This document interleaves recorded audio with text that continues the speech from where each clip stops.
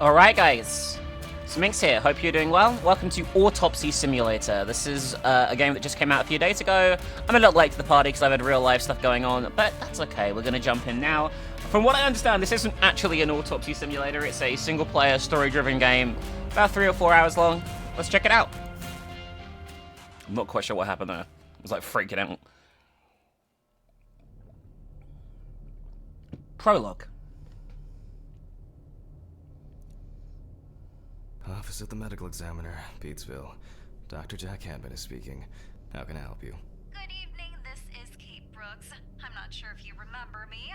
A few weeks ago, we talked about an article I'm working on. It's about your wife. I dropped by last Friday to speak to you, but you weren't working at the time.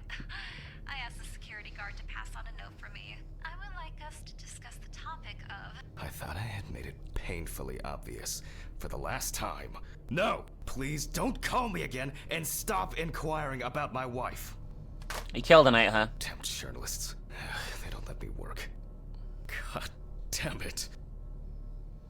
I'm not in the best frame of mind to record a lecture for my students now. I'm feeling completely broken. Where did I leave my meds this time? Check the bathroom for your pills. Leaving your pills in a public toilet is a bold move, by the way. Okay, time to pull myself together. And get back to work. Okay. I need to set the camera first. Take the camera from the storage room. So yeah, I've heard interesting things about this. It's got some really bad screen tearing already, I can tell you that. But other than that, I've heard mixed things about this myself. I had no sort of like... This place is starting to look like a hoarder's dream, rather than a storage room. I think that's a bit of a stretch. You seen the episode of Hoarders? I have no like preconceptions or thoughts about this in advance, really. I only saw the trailer a few days ago. Jack, don't forget, hit the record button this time. It's a game that sailed under my radar, despite the fact that I play horror games for a living, which is quite rare. Usually, if people recommend me a game, I tend to know what I'm doing. Like, I tend to have heard of it, seen gameplay of it, be ready for it. The new tripod is going to hold up. But in this instance, that is not the case. Ooh, blurry bits.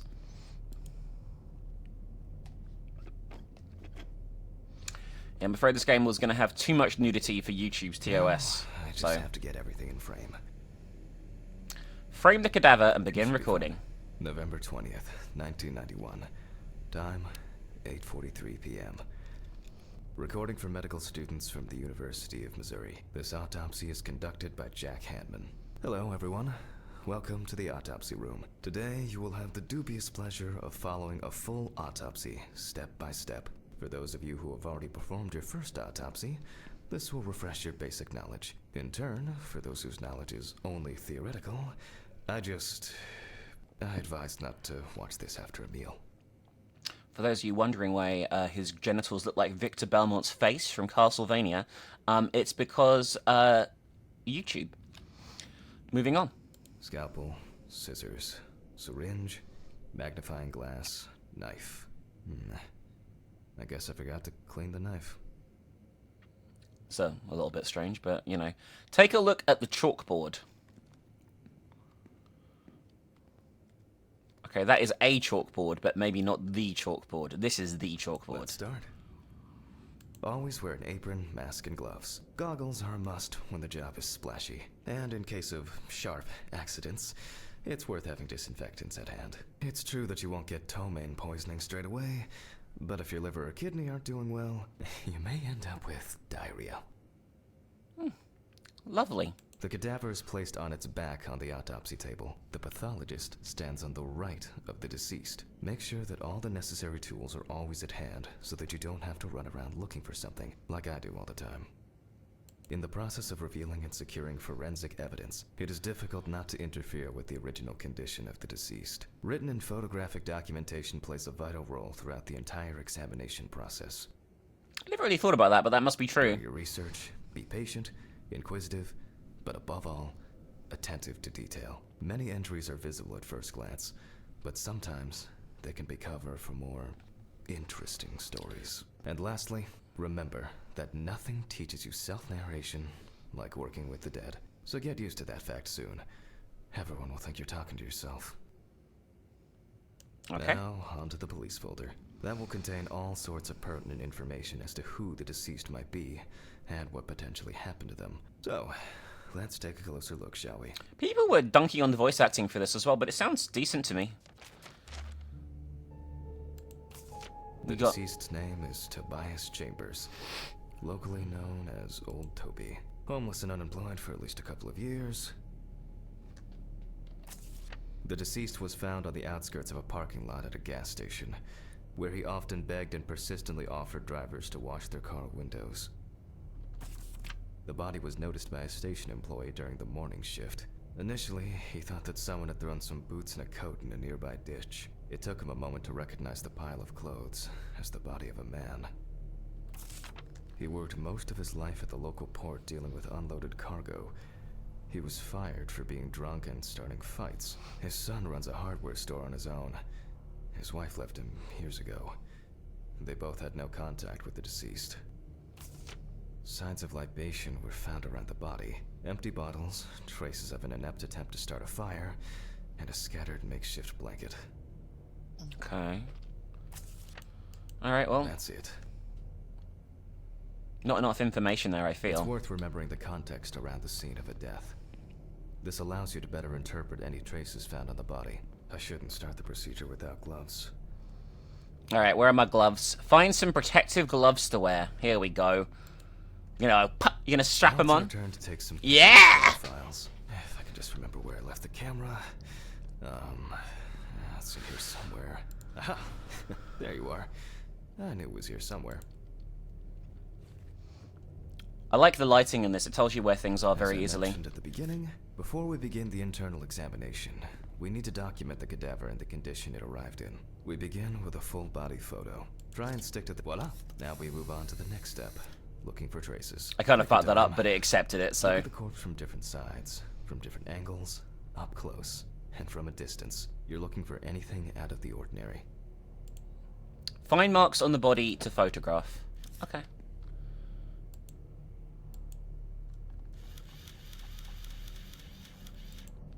Like, to me, that looks like a mark on the body to photograph.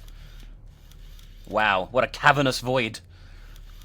Some wounds in the feet and signs of frostbite. Probably because the subject's shoes were too small. Yeah, well, that's gross. But he was homeless, so that would make sense, right?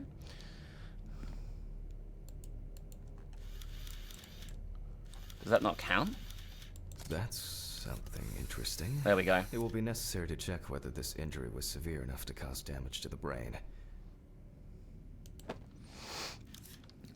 What's been damaging my brain this week is playing mascot horror games. We got a scar? Maybe like an appendix removal? The boiler yield wound. Looks old. I'll take a closer look later. Okay. Could be anything. I don't know. I don't even know where the I'm going to be honest with you guys. I don't even know where the appendix is, so I don't know why I said an appendix removal. Suspiciously small penis. Alright, what else am I looking for? It sort of flashes when it finds something relevant, right? Like maybe that on the foot? No, it just looks gross. Like, that to me looks bad, but apparently that's not something unusual. Like, I'm sure that most people's knees don't look this fucked. I'm gonna be honest with you. Alright, what am I looking for here? This is gonna be the challenge, guys, for me. Finding things to take a photograph of.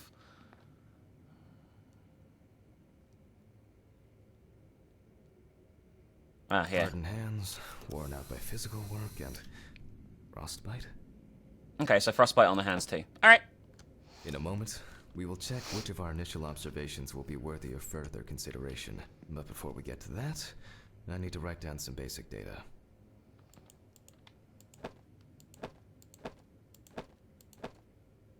Okay. Perform the autopsy. Scalpel, scissors. I've already seen this. Alright. How do I do this then? Personal information. The deceased was unclothed, Date. Okay, as you can see, I note everything down on previously prepared forms. Every pathologist must keep a detailed record of every step of the autopsy. This not only allows you to track the procedure, but also collates the results together, upon which you may back up your conclusions. So, enough of the boring prep. Let's begin by taking a closer look at the spots I photographed earlier.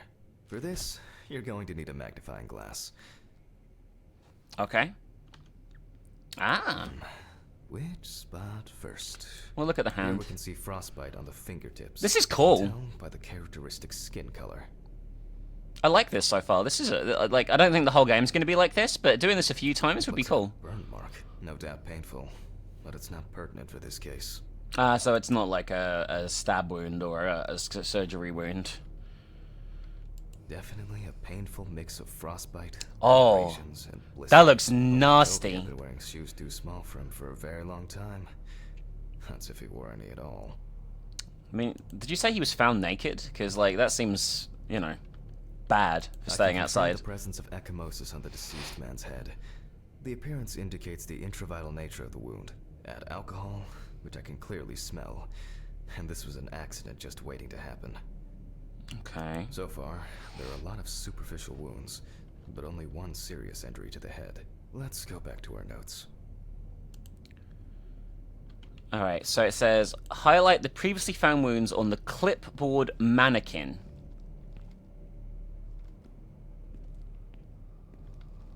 What is the clipboard mannequin? Am I being an idiot?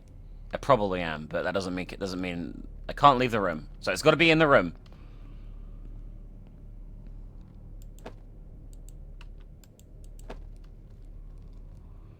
I don't know what a clipboard mannequin is. I'm gonna be honest with you guys.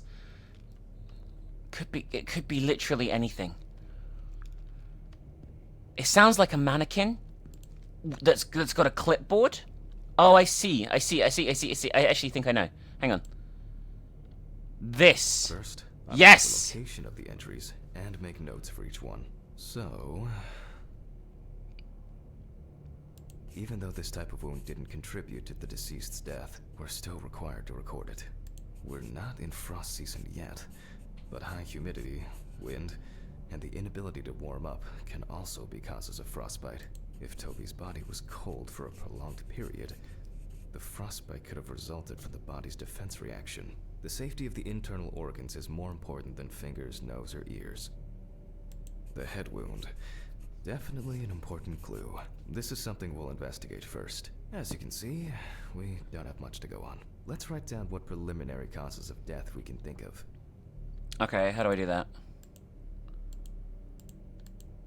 Highlight and consider each wound from the marks and wounds section. Various types of accidents are a common cause of death among the homeless and the elderly. Perhaps old Toby slipped and accidentally hit his head. That seems the most plausible thing.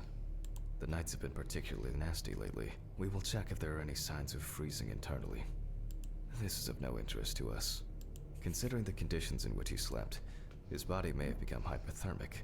Since the deceased clearly smelled of alcohol, I'll add alcohol poisoning to our list. Okay, yeah, that makes sense. Put down the We still clipboard and have continue the one thing left autopsy. on the basics. Rigor mortis. Perform the rigor mortis examination. How do I do that? Well, we take our deceased by the hand. Gradually we raise it. Okay.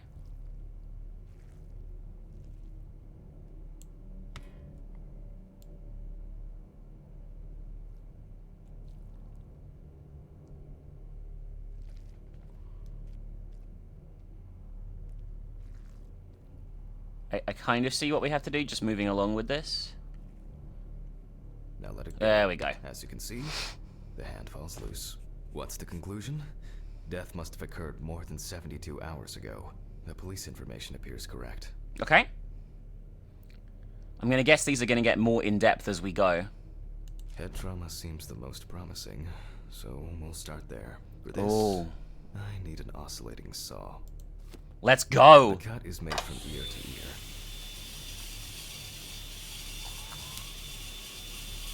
This is hard to do, by the way. Okay, I understand the quick time event now. They kind of like learn the quick time event as you go because you're not used to the imagery, but once you know what you're doing, they're fine. After which, we remove the skin and the top of the skull.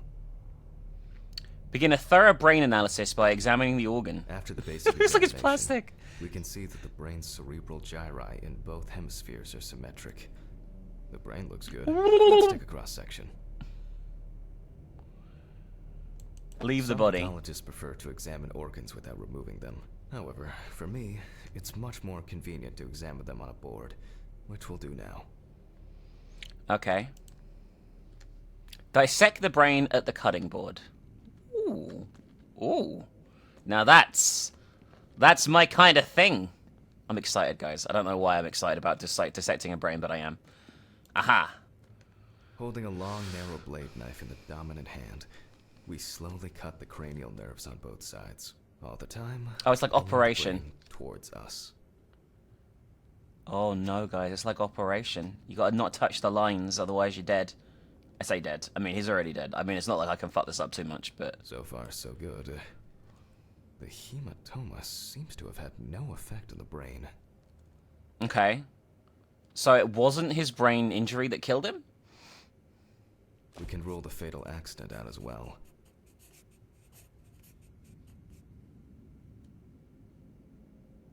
Brain is in good condition, so we have no choice but to proceed to the internal examination of the other organs. Okay. I grab a scalpel from my kit. The incision should be in the shape of a letter Y. We use a deep cut to reach all the way to the ribs and to penetrate the abdominal wall. Alright. There we go. Now we peel back and separate the skin. With an empty hand, peel back the skin flaps. Look at that. Beautiful. We need to remove the ribs. We'll need the loppers for this. Alright, what is a lopper? That. Quite a satisfying crunch. Jesus Christ. Anyway, Oh. after removing the cartilage tissue, we instantly notice two things. Firstly, there is no congestion of the internal organs. This means that although the deceased was hypothermic, it didn't kill him. Secondly, the deceased smoked like a chimney. So, we should take a closer look at those lungs. Yeah, those lungs do not look, We can see widespread black and tarry deposits caused by smoking. Despite the tragic condition of the lungs, they are not the cause of death. Oh, I didn't know that was going to Alice happen, smoked sorry. too. It didn't kill her, but... what was I talking Stop talking about your dead wife in the middle of a fucking thing. Yeah, yes. Advanced inflammation. Alright, so... Mark the damage to the lungs. Lungs with extensive black-grey deposits, visible inflammatory changes, and excessive distension of lung tissue, caused by cigarette smoking. Lungs with advanced inflammation, not related to the death of the deceased. Okay? What now? The syringe. Now's a good time to collect some samples. He's losing it a bit, Specifically, right? From the eye, the heart, and the bladder.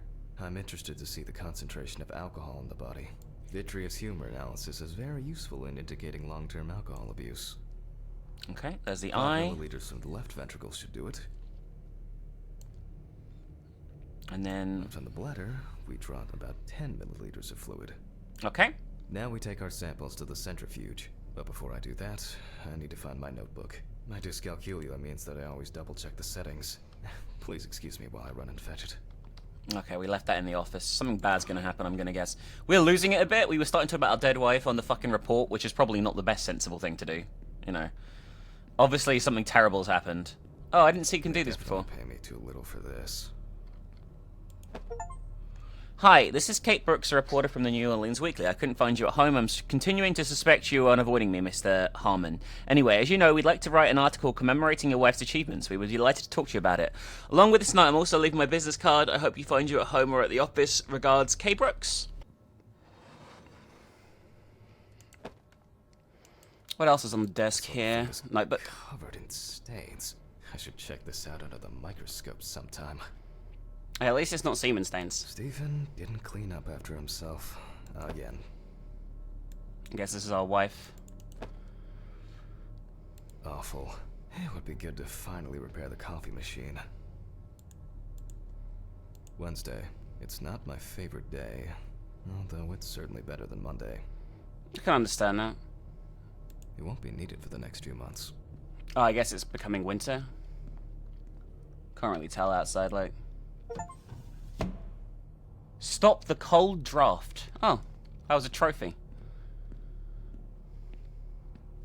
Well, I guess we'll just keep looking around now. Not looking around. Go back to the thing. Use the centrifuge. I've seen people complaining this is super unrealistic. Let's get back to the examination. But I don't care. We put all of the samples into the rotor. Okay. We have 4 of them? 3 of them? 3. We couldn't possibly have 4 now I think about it, so yeah. Now, we set the appropriate time and speed. I don't know what that is.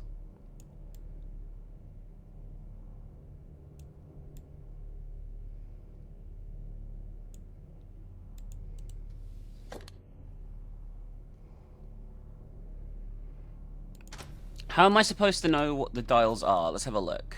Ah. Time 15 minutes, speed 70%. Okay. So I do have notes that I take as well. I didn't even know that. Okay, let's roll. Alright. You right there? I'm guessing at some point these guys are gonna... Oh shit. The fuses again. Why did I say that?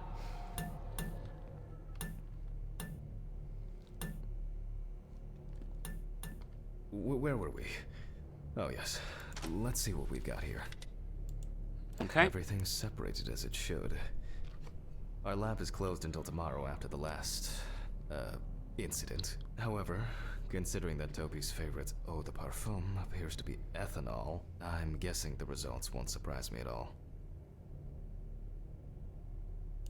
Okay. Let's go further. We will now focus on the cardiovascular system, specifically the Oh heart. my god. Have you heard of the amazing book Agents of Karma by our Patreon supporter Alex? Well, now you have, and you should totally check it out. There's a link in the description right now to go and check out Alex's book. Alex, you're an amazing nomkin for supporting us on Patreon. Agents of Karma, to me, looks really, really cool. It's about Axel Drake, who's not a people person. He doesn't hate people, but he isn't particularly fond of them, and he decides he needs a change. So when his uncle suggests he moves into his old manor in New Orleans, he decides to take the opportunity. Unbeknownst to Axel, the manor has a few secrets. Dun dun dun! I think that sounds good to me. That sounds good to me. Check out Alex's book via the link in the description, and the blurb is on screen right about now. If you would like to plug your book, your art, your YouTube channel, any kind of stuff like that on one of our videos, consider pledging to our Patreon. You can get a customized shout out for a variety of things, even just a thank you if you prefer, by hitting that link in the description. There are a few slots available right now, and it would help us out a ton if we filled those in. Shout out, of course, to our Patreon producer, Alice. As per usual, Alice is amazing. Alice is fantastic. Alice is beautiful. You know the drill, guys. Hit those links that are on screen right now, and make sure you go and follow and support her. We are doing some Ghost of Tsushima soon multiplayer on Twitch. It's going to be a lot of fun. Thank you for listening, everyone. Thanks for being amazing, and I will see you guys really, really soon. Alright, let's have a look around here. We remove the organ and examine it closely. Begin a thorough heart analysis by examining the organ. We look for dark hypoxic areas, clots, or other elements that stand out as abnormal. At first glance, the heart looks fine. The pulmonary trunk and aorta seem to be in good condition. There are no pathological changes that would have contributed to Toby's death. Okay. So freeze is off the table, is that right? Now let's take a closer look at the stomach. The All right. size is normal, healthy, pink color. I like the way And they as wobble. expected, the stomach has no major external damage. We must now cut it open and inspect inside. Oh, We will do it carefully so that its contents do not spill out. lovely. Let's go. We open the stomach along the Ooh. greater curvature, from the heart to the pyloric end. This seems very, I very already risky. feel like there's something left inside. What will he have eaten? I guess he could have had something that poisoned him, right? That's a possibility? I don't really know enough about, like, poisons. Okay. Large amount of gas. Small amounts of yellow, grayish food content, resembling some kind of meat. Either our deceased hadn't eaten in days, or the bulk of his stomach had already found a way out. Looks like I'll have to find the missing contents. Oh no. Oh no. There are two ways here. One is obvious, and the other is... It couldn't have been suffocation, could it? I'll add this to the list and move on to the deceased's neck. Okay. Begin a thorough trachea analysis by examining the organ. At first glance, the trachea looks normal. Trachea? Same result as with the stomach. The external inspection doesn't tell us anything. This time, we'll cut on a tray. Alright. Let's go. Let's go. While cutting such a small organ as the trachea, we must make a precise incision. Well, I'm fucked, aren't I, To be then? able to cut with the very tip of the blade, we must hold the scalpel as we would a pen. And after careful examination and deduction, we've got it. A clogged trachea. It's time to summarize the whole thing. Okay, so he died from asphyxiation. Based on the report and preliminary documentation, it's safe to assume that the deceased passed out after consumption of alcohol and then fell asleep on his bed. Oh, vomit. I get it. Then, the gastric contents refluxed and flooded the airways, causing death. That's why we don't forget about the recovery position at dorm parties. I didn't really think about that, but it's super important.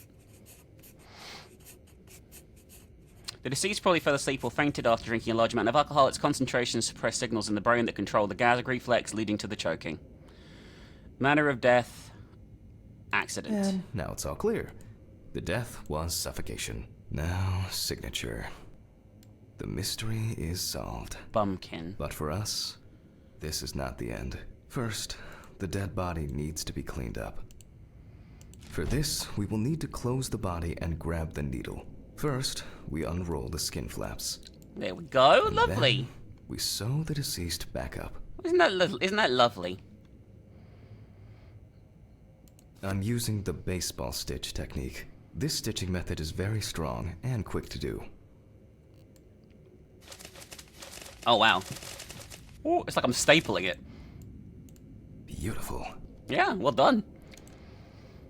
Now we say goodbye to the deceased and put them safely in the fridge, ready for the next stage of their journey. Oh, I just click on him, I guess? Yep. Have fun! God, I'm tired. I'll drop these samples off at the lab on the way to the bar. Head to your car in the parking lot. Well, that's Go, our job Steven. done. I don't feel like drinking alone today. Okay. So now we're probably going to have like a story bit. Complete the prologue. Wow, that took like half an hour. Alright, we're having a dream maybe here.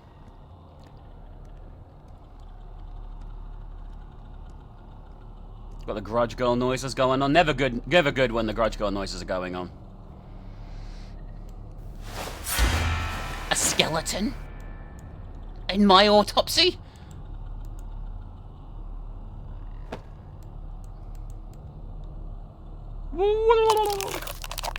Ooh. Can I do anything with you? Beautiful.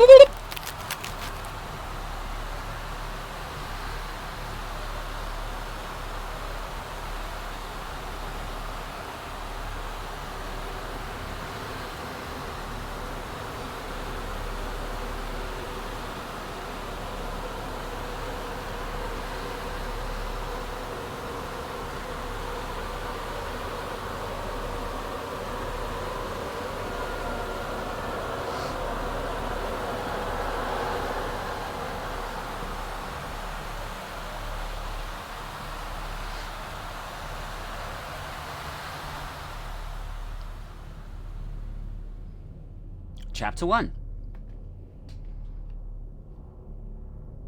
Wow, this is making my computer run really fucking hot. Forgive me. Even on low detail.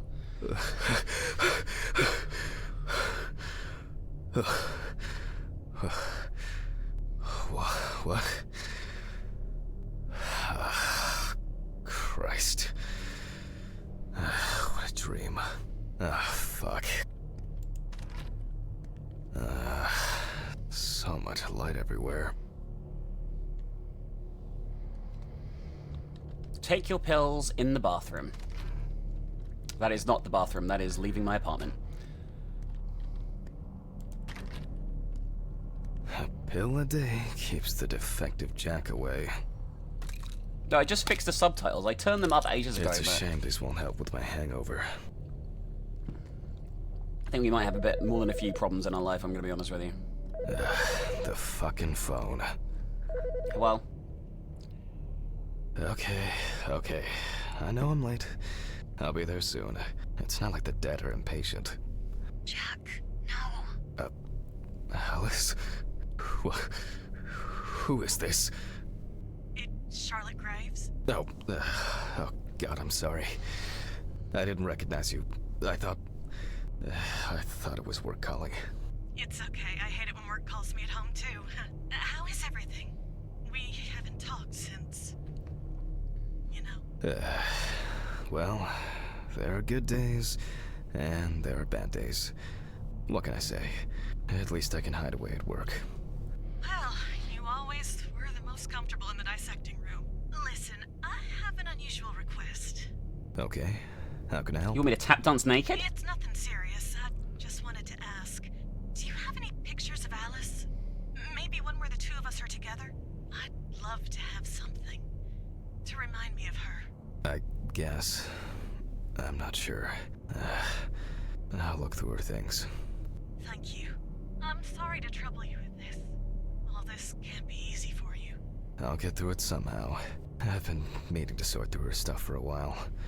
Have you asked Stephen if he has anything? Yes, I spoke with him this morning. He said he gave everything to their mother and that I should ask you. I see. Jack, I know you're trying. That you cope somehow. Stephen's there for you.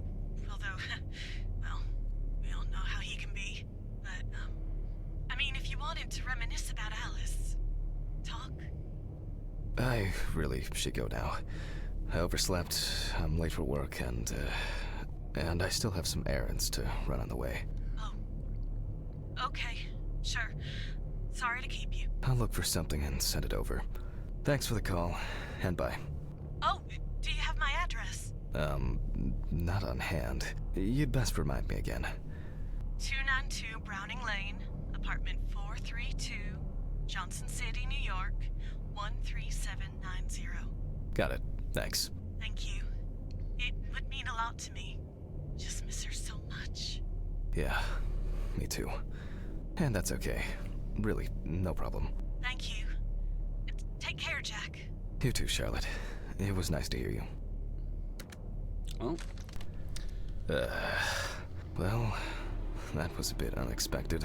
I should probably find something to send. Find a photo of Alice and an envelope to send to Charlotte. Alright, we need to find an envelope and a picture. I guess not this. Some days, I just feel like setting fire to all this paperwork. I'm fed up with it.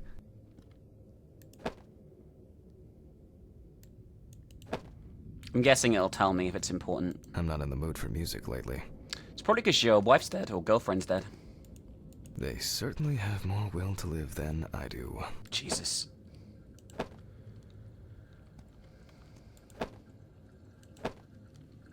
It must be awful. Like, don't get me wrong. I know I'm kind of memeing, but, like, this must be an absolutely horrific situation to be in. I don't know how she died yet. I'm gonna guess it's possible. It's a horror game, right? So you'll usually just assume that something terrible's happening, but it's not always the case. It's always good to have something for a rainy day. Hang on, I fixed the textures a minute ago.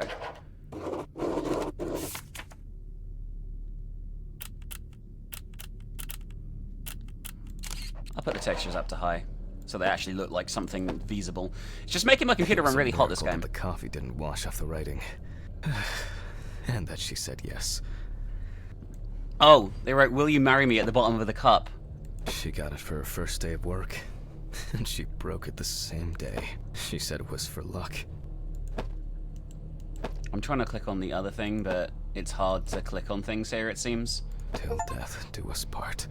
Examine at least 5 Alice-related items. Oh, no. I wasn't able to support her through this. Oh, no. Yeah, whatever I do, I'm trying to read the note at the bottom, but it won't let me click on it, look. She got it for her first day. Okay, of shut work, up. And she broke it the same day. Yeah, I She can't said click it on was the for note. luck. Oh, well, I guess that's probably not important. I hope it's not, anyway. Why do we have... Oh, I was going to say, well, we have separate rooms, but we don't. Okay. Oh my god, there's a drawer in this. These were from Thanksgiving. Stephen invited me. That's why I was couldn't going to click give on them. to his mother, but then I met Alice. They were That was underneath the it. First time I saw her. Alice and Charlotte in Amsterdam. It's hard to believe they've known each other for so long. It would be better if Charlotte had this. It deserves to be on display and not hidden in a drawer. There's the envelope. Okay, time to go to work. Alright. I'm seriously late. Yeah, I mean, it's because we spent 20 minutes walking around your apartment looking for items that I couldn't click on. I should grab some coffee and aspirin. Oh, shit. Almost left the door open.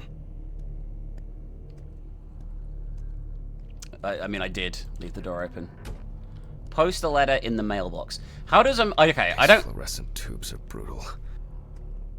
I don't know how American postal stuff works, I'm gonna be honest with you. Like, I've never had a mailbox. So, I know that sounds ridiculous, but I genuinely have not. I guess I put it is it just the one outside? I'm so confused. So, like, these days, if I want something posted, I just call a company and they pick it up that later that day.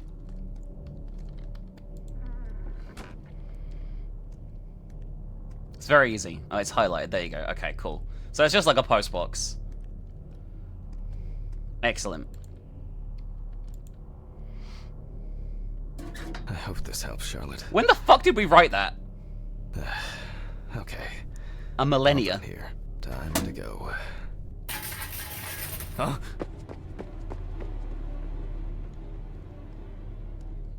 I guess we're just freaking out about random shit. We're getting like a little psychotic episodes going on. It's gonna get worse, I guess, as we go. Alright, which one of these is my car? Can't actually tell. Could be any of them. Could be all the cars. This one's glowing. There we go. Damn. I forgot my jacket. Who cares? Just drive. Well. Hang on, hang on, is that just bottles of alcohol in the front seat? Can't you get in trouble for that? I'm pretty sure you can. In the US, or wherever this is set. I guess it could be Canada, but I don't think their accents sound Canadian enough for it to be Canada. Oh no, it's just seatbelts. Okay, I thought it was like fucking bottles of beer. And fresh. At least it's peaceful here. It's not gonna be that peaceful here, is it? Go to your office. Good evening, Mr. Ridley. The timesheet, Hammond.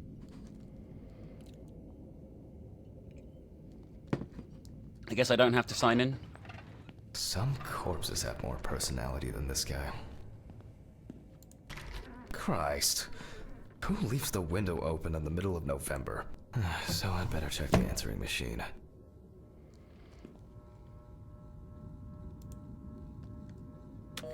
Okay. Hi, Jack.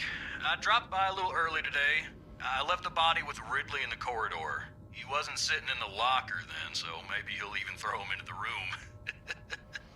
Well, how are you doing? I mean, it's your first birthday without her, and... This, I still have a hangover, and you know me, I run to the John like the neighbor's fucking dog.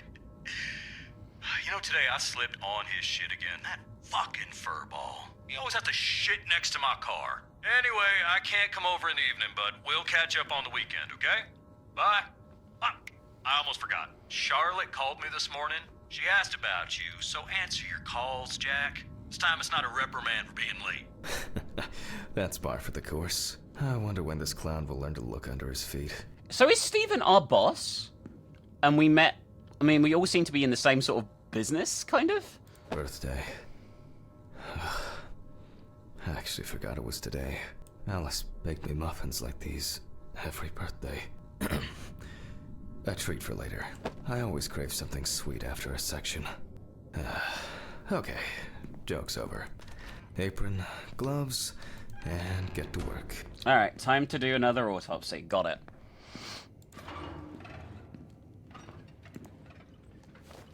Ah, man. I remember you. You were on that talent show.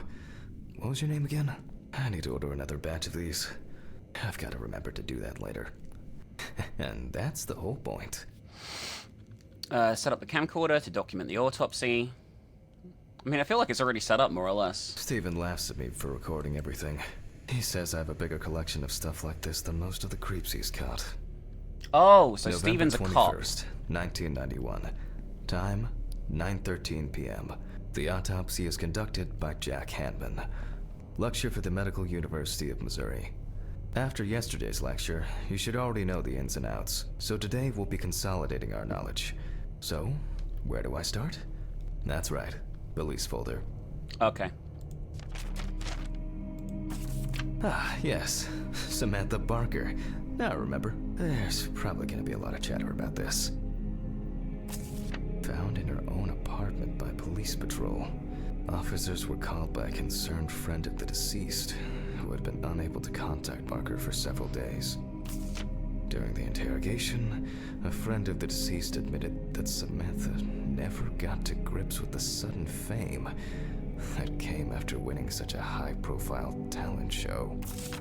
The deceased was found in her own apartment, in a semi-recumbent position on an armchair. Large quantities of alcohol and empty packets of sleeping pills were also found in the apartment.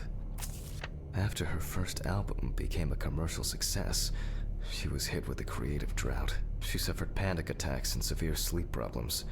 Drugs and medication came into play. Okay. Interesting. Alright, well, you can fuck off now. Hang on, that wasn't it. When questioned, There we go. friends admitted that Samantha's last days before losing contact seemed extremely happy and relaxed. She also quit drinking alcohol and mentioned something about rehab. The friend also admits that there was no indication of an impending tragedy. Well, let's see Interesting. what settled this matter. As you can see, the body is fully clothed. Therefore, before we move on to photographic documentation, we must remove the clothes. This time, we don't have to focus on the clothes too much. Okay, now we can continue with the examination. Again, begin by taking photographs of the cadaver. I guarantee that over time, it will cease being embarrassing for you. Yeah, you must become, like, immune to seeing people naked, right? Like, if you First, do this as a we job. photograph the whole body. I know it's a different type of context, but still.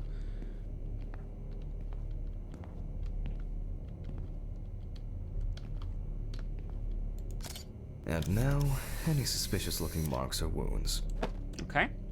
I'm guessing it's an overdose, but I don't know. Oh, that doesn't look too overdosey to me, but apparently that's not what we need.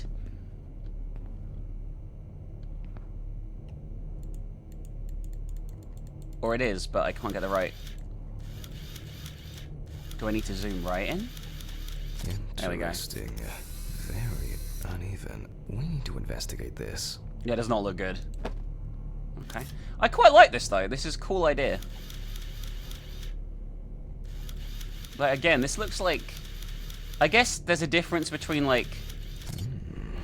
Yes, I've seen this many times. What is it? What the fuck are we looking at? Well, well. Can you stop saying things like you're into feet? I have absolutely no idea what he's talking about there. There's a big bruise You there, don't though. get such bruises from a normal contusion.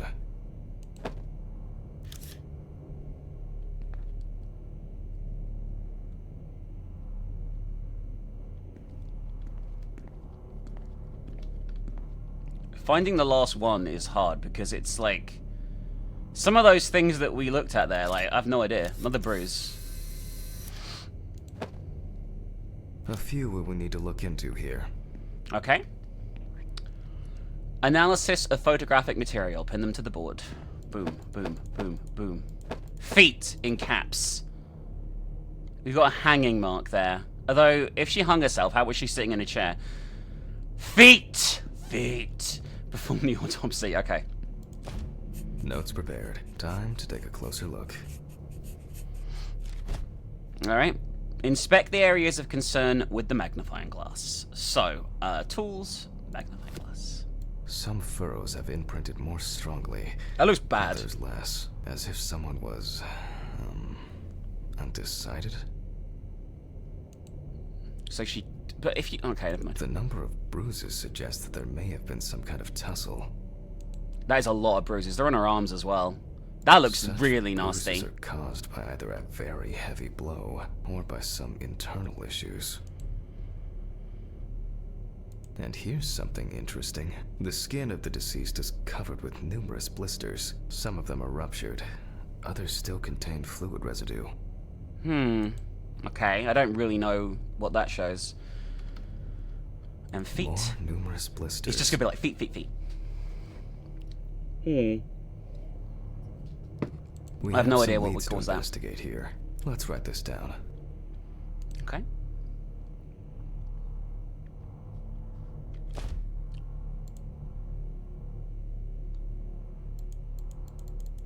Highlight the previously found wounds on the clipboard mannequin. On Oh, the okay. neck of the deceased, we can see clear furrows, indicating that strangulation may be the probable cause of death. Currently, it's difficult to say whether the bruises were the result of a beating, or whether it could be some kind of internal bleeding. In general, such blisters usually appear in the case of mechanical abrasions, but due to the place of occurrence, this should be excluded. The most likely cause of such skin changes is the high concentration of barbiturates in the body. Although it's easier to have abrasions on your feet, but the number and size of the blisters suggests that it's probably a matter of barbiturate poisoning. Given Okay. the condition of the deceased, it's difficult to tell immediately whether the bruises were the result of a struggle, or perhaps the result of iron deficiency. Possible causes of death. Highlight and consider each wound. So we got A severed this. spinal cord, trauma to the larynx, or trachea will verify whether the hanging was the final nail in Miss Barker's Jesus, a coffin. severed spinal cord from hanging. I'd never really thought about that After happening. examining the organs, we can easily verify whether there was internal bleeding or whether the deceased was suffering from something. The examination with a UV lamp will dispel some doubts. Potential attackers could have left traces. I'll add barbiturates to the list of necessary tests, to be checked in the lab later. Given the testimony of the victim's friend, I add alcohol poisoning to the list of potential causes of Miss Barker's death. A blood test will no doubt quickly verify that hypothesis. But first I'll check for external traces. For this we use the good old UV lamp. Okay. So we're using new tools, which is going to be good. At some point, I wonder if they're going to just let us do this I look completely carefully at unaided. the whole body. UV rays will reveal any traces. Torso, empty, without marks. The area around the head is empty. Right hand clean. The left hand seems to be fine. No marked legs. There's nothing here. Well, nothing to surprise us here. Okay. Now gently, we take the deceased by the hand. Oh, we're doing the And rigor we check mortis for test rigor again. mortis.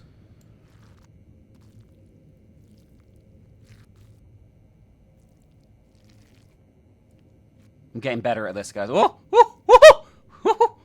Again, the hand falls freely. After yesterday, you should know what this means. Since we don't have a definitive lead, we will examine all the key organs one by one. So, I'm starting the internal inspection. I dissect the skin of the deceased.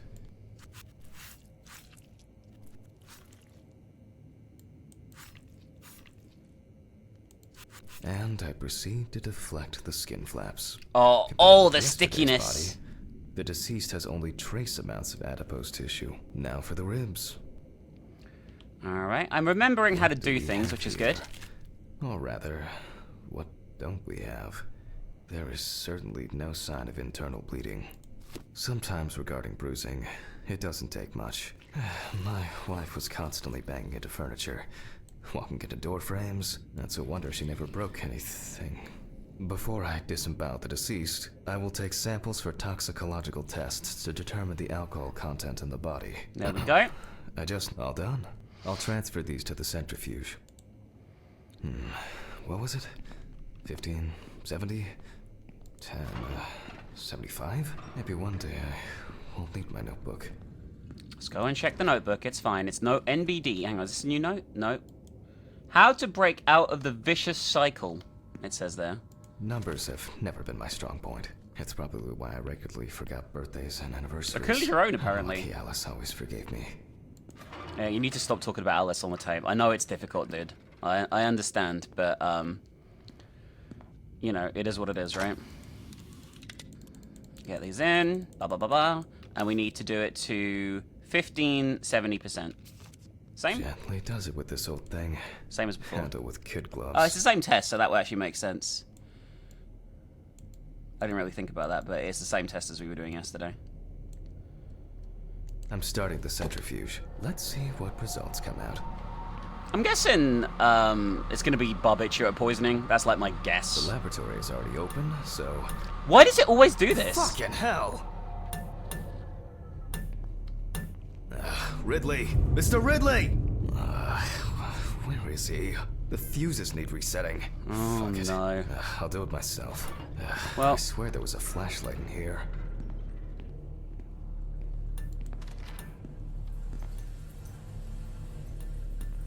I don't like this. Was that the toilet I just went in? It was. Whatever. I know where the switches are anyway. You do? Because I can't see shit in here, I'm going to be honest. So, I looked it up. And... apparently... there is no flashlight in this section.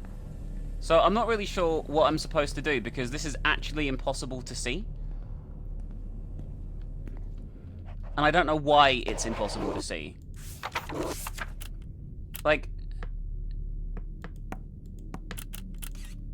none of these are going to improve it.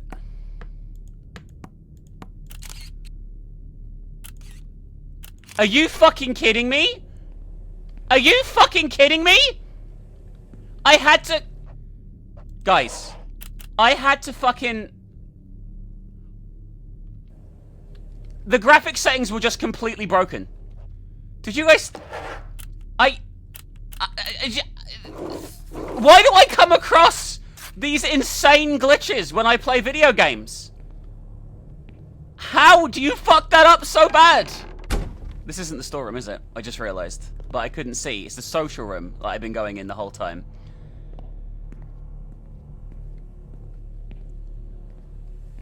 Where is the storeroom gone?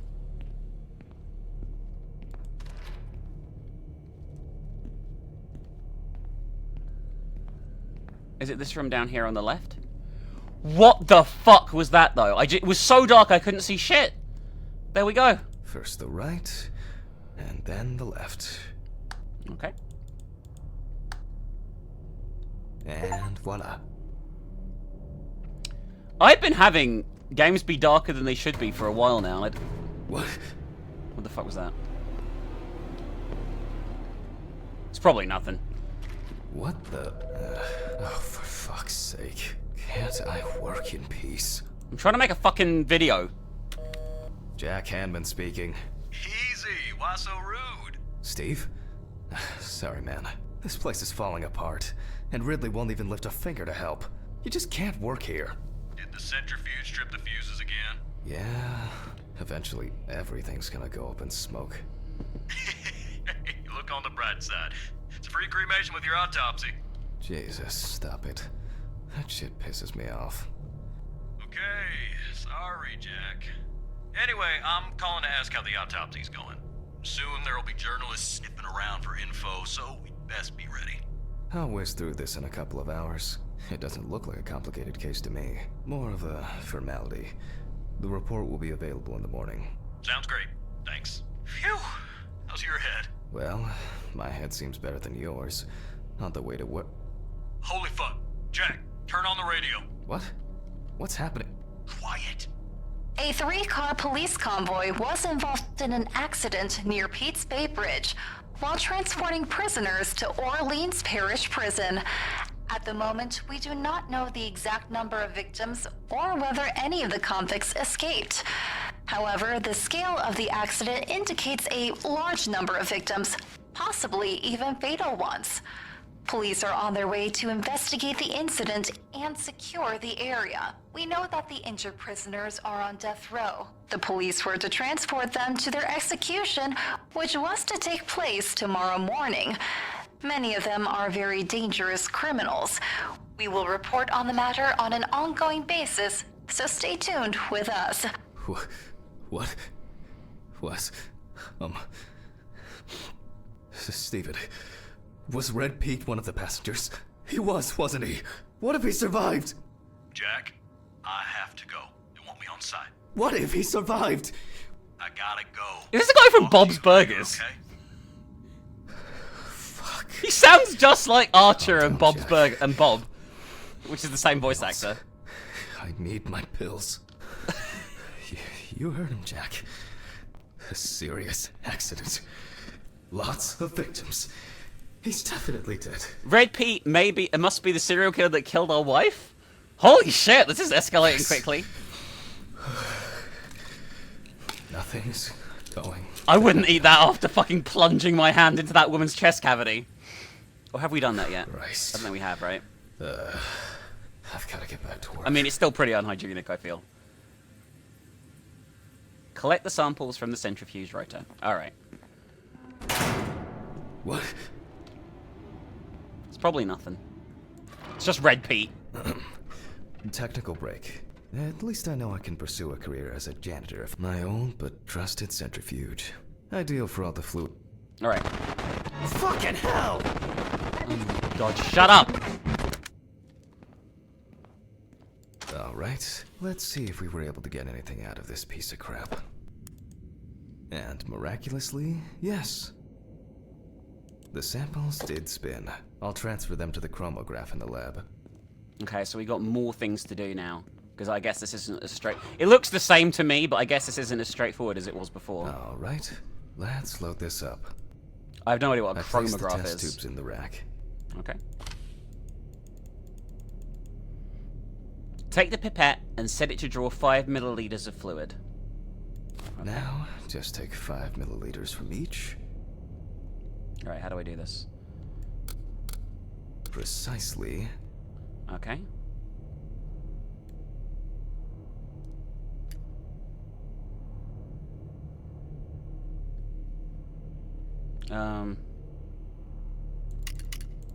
Oh, I see. And the next. Okay.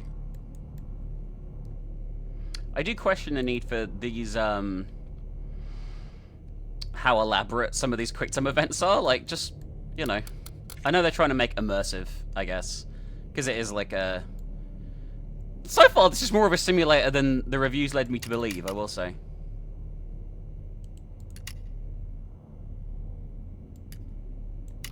Five more. Alright. 15 here. I don't really know what I'm doing here or understand why I'm doing this, but we're going to go with it, obviously.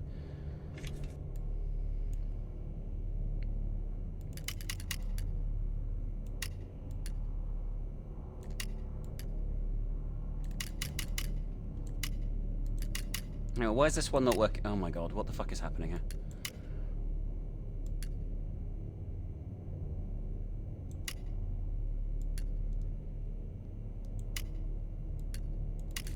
There we go. We put the prepared sample into the machine.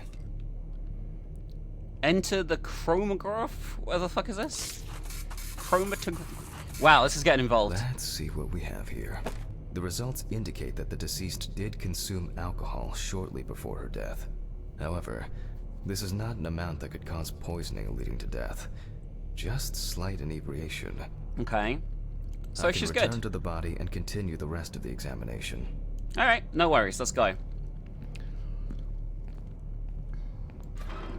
This is very involved. Like, I've absolutely no idea what really happened then, but whatever. The chromatograph results show that we can eliminate alcohol poisoning from our list of potential causes of death. However, remember that alcohol can affect the functioning of the entire body. It disturbs the heart rhythm, accelerating its rate, and dilutes the blood, which may result in more severe bleeding in the event of an accident. Also remember that alcohol affects the metabolism of drugs in the liver, which I'll now look at in more detail. Okay. So only one cause of death has been ruled out so far. First, I'll pick up the syringe again. Okay. I don't know why, but sure. I'll Oh, take liver sample. samples from the liver and the heart to test the concentration of barbiturates in the body. Okay. Seeing if it's a drug overdose. I gotcha. I gotcha! That's enough. I'll do the test later.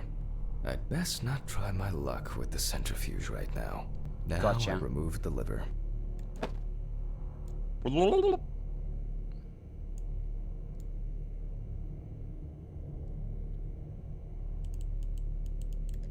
No lesions. However, it is slightly enlarged. Perhaps it's a slight inflammation or drug-induced damage. It may also be the result of the deposition of substances from drugs. Let's check the weight of the organ. Okay. 500 pounds. Hell yeah, let's go. Oh. Weigh the liver on the scale. Okay. And then transfer it to the cutting board. Blop. The weight is 1,300 grams. The liver is enlarged. Okay. That seems like it could be the problem then, right? I mean, I don't know enough about drug I'll overdoses. move on to a cross-sectional study. Perhaps the enlargement is the result of early cancerous changes. The blade glides through smoothly. I don't feel like I'm encountering any changes with an unusual structure.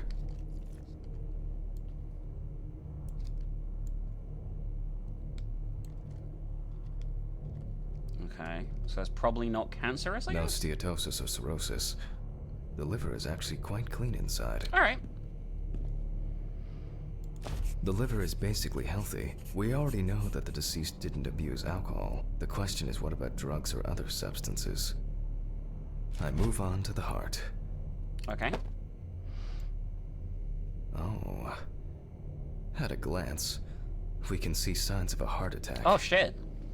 The deceased is definitely too young to have a heart attack due to natural causes.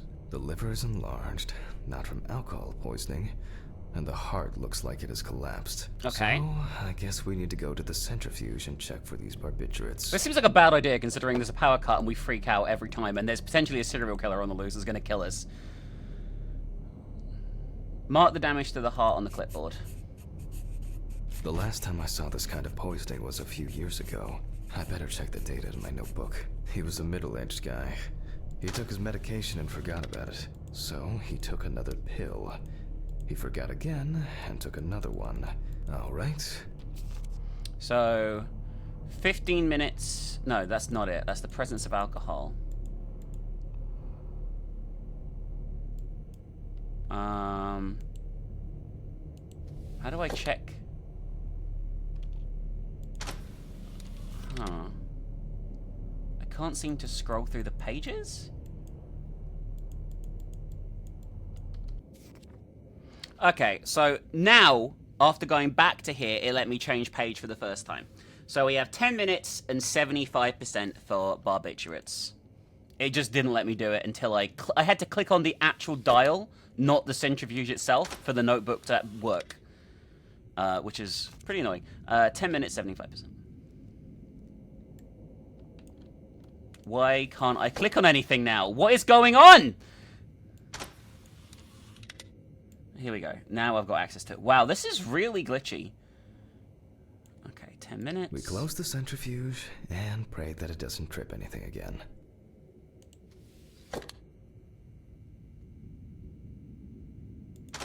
Why isn't it working now?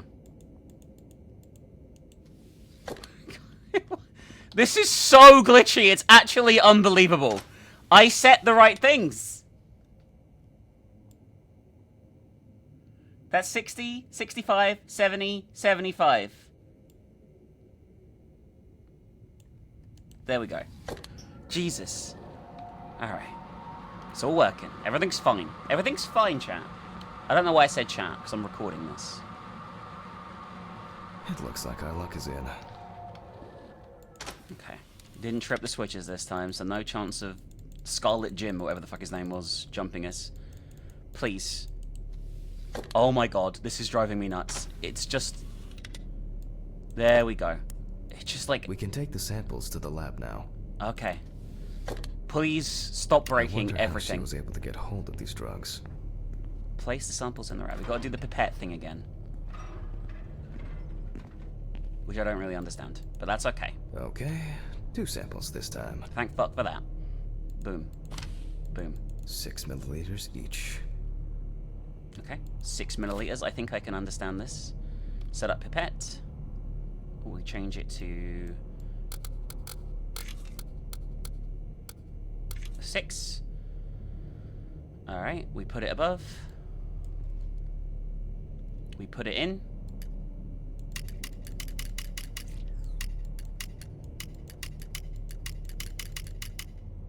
There we go. 12 for the next one. I guess it always just goes up like double what it previously was.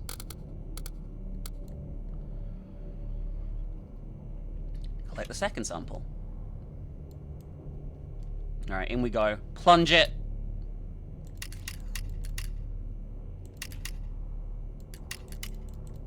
There we go. Place the collected samples into the chromograph. Well, let's see how much. That's not how you we say that. find. That's not how you say that. All right. Nothing surprising. Significant amounts of phenobarbital metabolites of hepatic origin. I don't know what that means. Looks like I'll have to check the contents of the deceased's stomach. I guess it's really hard sometimes to narrow down how a body has, like, you know, died. A body. The tests showed that the collected blood contained enough barbiturates to cause cardiopulmonary collapse. The question now is whether it was an accident or a deliberate act. I'm proceeding to examine the stomach. Before extraction, I ligate the entire organ to prevent its contents from spilling out. Okay. Okay, I'm now cutting out the organ, which will move to the board for dissection. All right, let's dissect that stomach again. Normally, the stomach and intestines are full of surprises.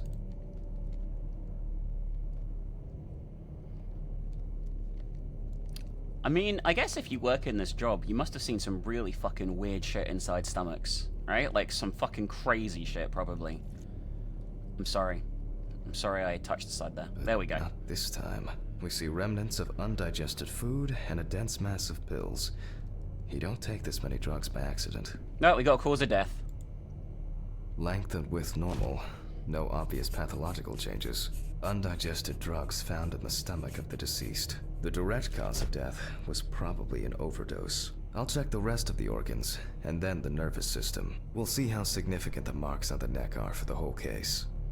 All right, so lungs Lungs first. are normal, no lesions. The victim was probably a smoker, but was unlikely to be in any serious danger. The deceased's trachea is normal, complete patency. No food or fluid. The deceased's intestine is normal, no clear pathological changes. Abdominal cavity checked off. We can check the brain. Wow, I feel like, is there any need to do this? I don't know. Like, I feel like, haven't we just established the cause of death? We don't need that. We need the saw. I make a cut to open the lid of the victim's skull and remove the brain.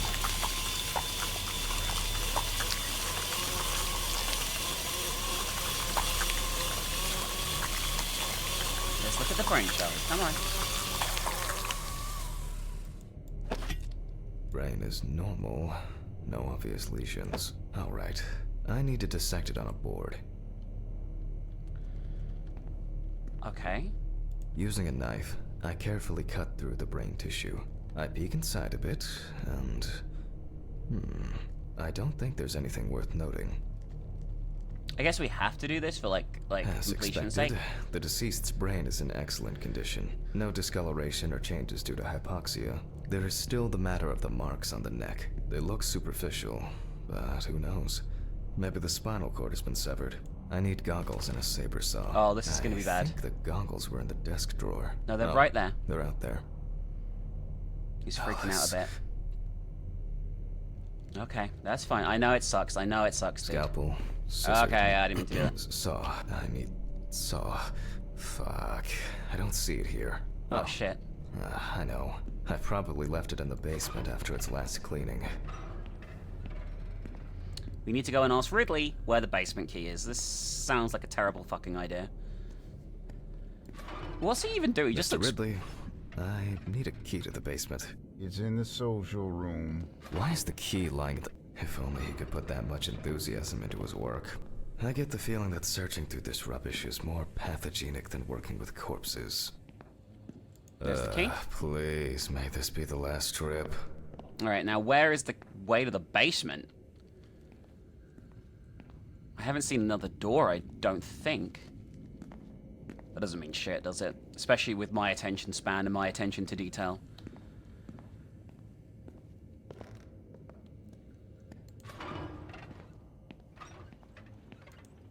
Can't go in there.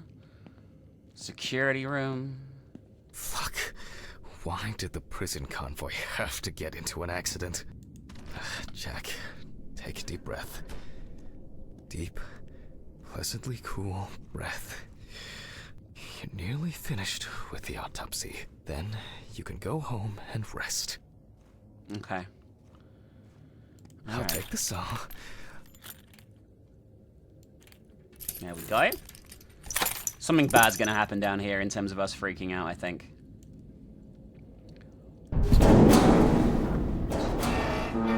Fuck!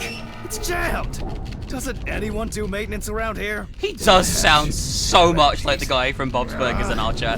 He does. I don't think it's the same guy, but it sounds so similar.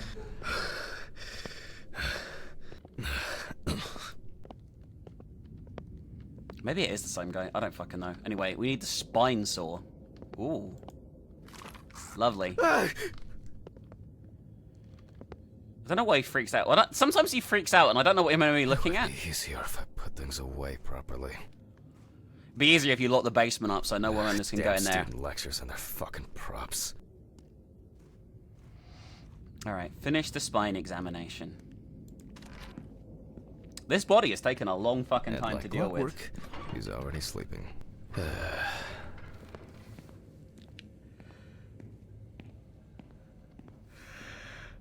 Okay, I'm nearly sleeping. Jesus. All right. Sorry for the short interruption. I hope you all took the opportunity to grab some coffee. And now that I have everything I need, I'll move on to revealing the spinal cord.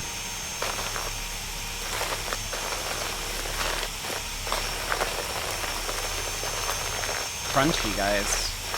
Very, very, very crunchy. Hell yeah, look at that. Look at that thrust.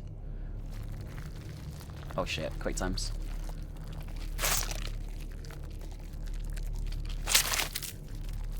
Oh!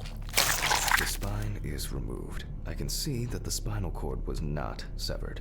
This shows that apart from the marks around the neck, hanging didn't negatively affect the condition of the deceased. Ladies and gentlemen, almost over. Now, to sum up and tidy away the body. The direct cause of Samantha Barker's death was a heart attack resulting from an overdose of barbiturates. Traces found on the body suggest that the overdose was a deliberate act, following a failed attempt to hang herself. The autopsy found no evidence or genetic materials indicating that death could have been the result of an attack. Third-party involvement must be excluded. Autograph, and we can start sewing. In the 1950s and 1960s, the use of barbiturates for suicide was actually quite common. I think it was most talked about after the death of Marilyn Monroe. At home, it was a help and comfort. On death row, a farewell to the convicts. Well, we're done for today. Thank you for your attention. Well, that went relatively well, I guess. Tiring day. I can feel those hunger pains coming on. I guess I'll have to pick something up along the way. Did I not close the fridge? Oh no, I didn't. Shit. Gloves in the trash. Leave the apron for cleaning. Now I can go. Alright, so she died of a drug overdose. I didn't turn it off. A nightcap will do me good. We'll turn off the camera, it's fine. Alright, I guess we don't care. Alright, we'll just head to the car. I don't like the way the dialogue flows if you move too much. Like, it expects you to stand still anytime anyone is speaking, it expects you to freeze instead of having the dialogue flow along naturally, which is a bit of a problem. Good night, Mr. Ridley. The police will pick up the body and accompanying documentation in the morning. Mm-hmm. Sure.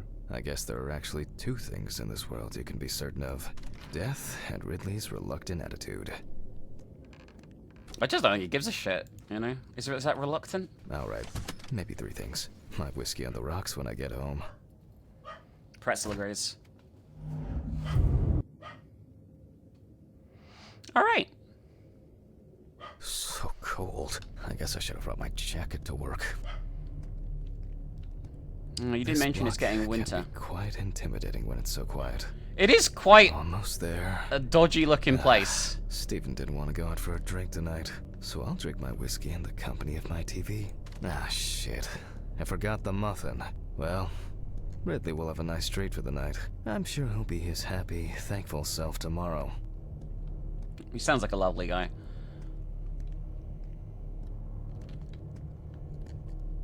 I think this is our floor here.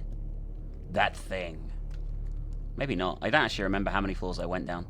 I think this is it. It's hard to remember.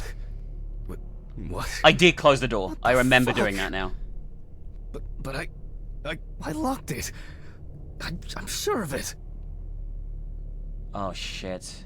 This is gonna cause him to have a breakdown, right? That's chapter 1 complete. This is gonna be a long fucking game. Chapter 2.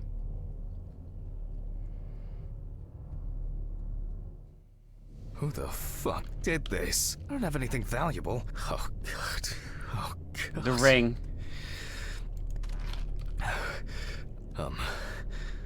What am I supposed to do now?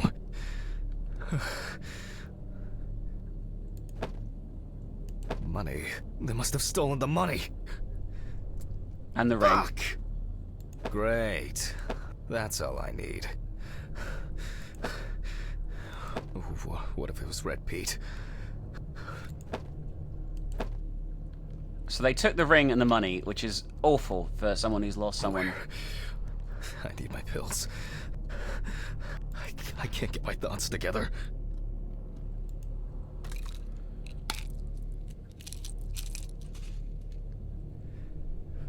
Okay. I'm gonna have to report this to the police. Christ.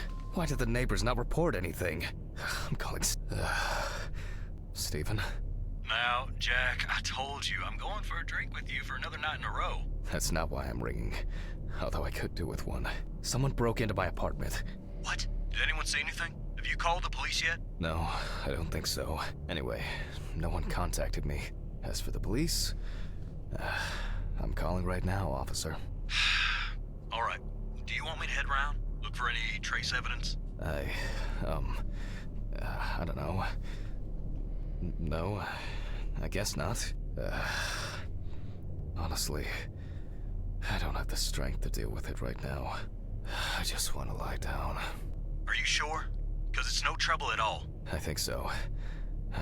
I'm sorry. I just wanted to calm down a bit. I don't know.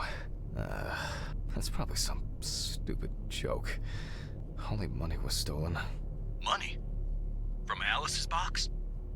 Oh, fuck. Listen, I can come over. I have the key. I'll drop by, do what I need to do, and you go get some sleep. No, don't trouble yourself.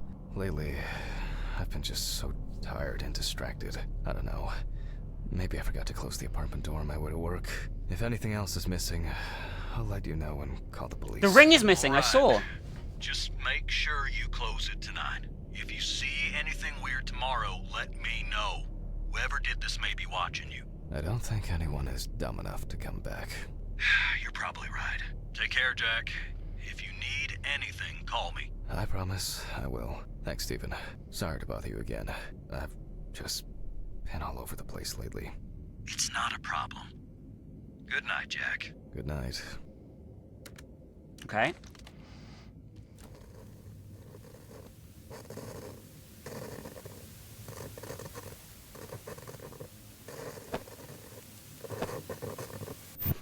What? I guess I should clean this shit up. Where to start? Shit. The glass in this thing needs to be replaced. Where the fuck is the glass? Jack, why? What? I think I'm just tired. I'm glad this didn't break. There you go. To be honest, I could leave it like this. I still don't understand why Alice liked this painting so much. Maybe I could barricade the door with this. I should pack this thing away. I have no interest in DIY at the moment. Now I'm sure I won't get caught up in these papers. Alice's family should really have some of these. That's enough for now. Jeez, I'm exhausted. I'll get the rest in the morning. What a mess. Now if only I could blame this on the burglars. Yeah, the way the dialogue flows is really strange. Like, it's very odd. Like, it feels, like, unnatural. Oh yeah, I should take my pills. Why is the place looking a lot more normal suddenly? Huh. Maybe Thingy came by? I feel like it takes me forever to finish these things. That's enough. It will never look clean. I need to quickly change and finish getting ready. I'm gonna be late for work again. But yeah, it's like the dialogue keeps Got my going. keys, got my files. Check. Everything doesn't need to be narrated. Time to go.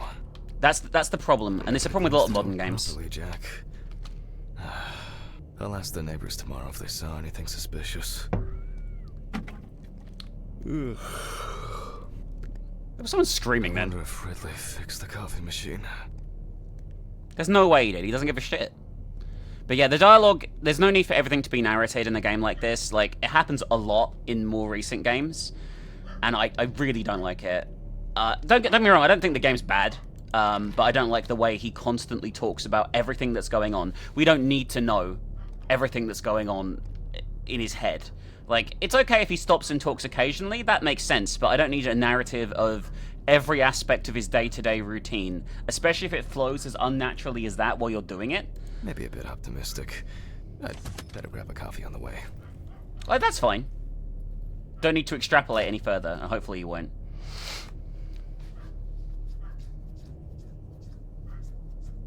I'm really sorry for all the pretzel barking, by the way, guys. It's really bad today. She's a little, excitable. I'm exhausted. There's not a lot I can do about that, though, I wonder who unfortunately. Stephen brought in today. Good morning, Mr. Ridley. No, he's not here yet? No, I'll deal with Adam. Push the trolley. What trolley?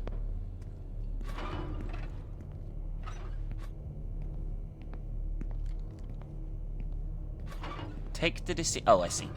It's glowing. I thought this was it, but I wasn't sure.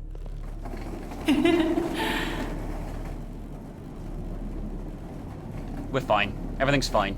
Okay? No big deal. Almost there. Now for the tough part.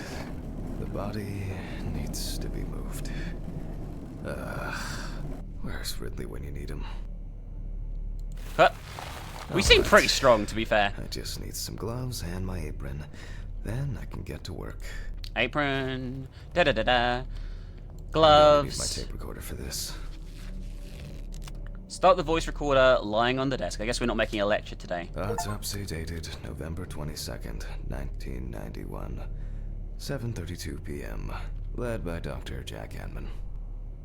Alright. I begin by verifying the identity of the Jane Doe. It's most likely Harper Lloyd, age 35, found in a well-owned house by her neighbors Leonard and Dorothy Chelsea. Reported missing for a week. Was there a manhole? It is also known that the deceased was diagnosed with affective bipolar disorder. Harper was placed on drug therapy, which she dropped out of fairly regularly. During her treatment, she was under the care of her common-law partner, Richard Benson, professional truck driver. The last person who had contact with Oh, the she was in a deceased well. was her partner. Harper's last message read as follows. I'm gonna take a shit in their stupid well. Then we'll see who has the last laugh.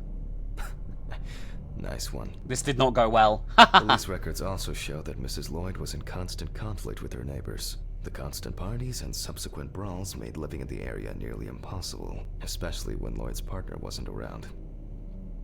Firefighters found the body after the Chelsea family began complaining that their tap water tasted Oh, that's so strange, gross. and at one point had begun to smell and turn a dark color. I feel like this is going to be an easy one, right? The most important task in forensic identification of a drowned person is to distinguish whether the death occurred before or after entering the water. Okay. Well, she's going to look fucking gross.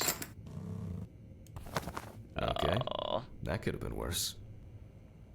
I carefully removed the victim's clothes so as not to damage. The deceased was found fully clothed. One shoe was missing. I'm going to need the camera to document all possible suspicious marks. Here we go. Yeah, same stuff as before. Definitely the first thing that stands out is the very advanced post-mortem gigantism. I don't know what that means. The skin of the deceased appears very delicate, smooth, and relaxed from being in the water for a long time. The whole body is extremely pale. This must reek, right? There are bruises and hemorrhages on the neck. These usually occur due to increased inhalation when fighting to breathe underwater. Subtitles did not match up with dialogue there. Don't like it when that happens. Post-mortem markings are seen on the underside of the body. Okay. That is, on the back, thighs, and calves of the deceased. Alright, not bad. It's likely that the deceased was lying on her back when she was fished out.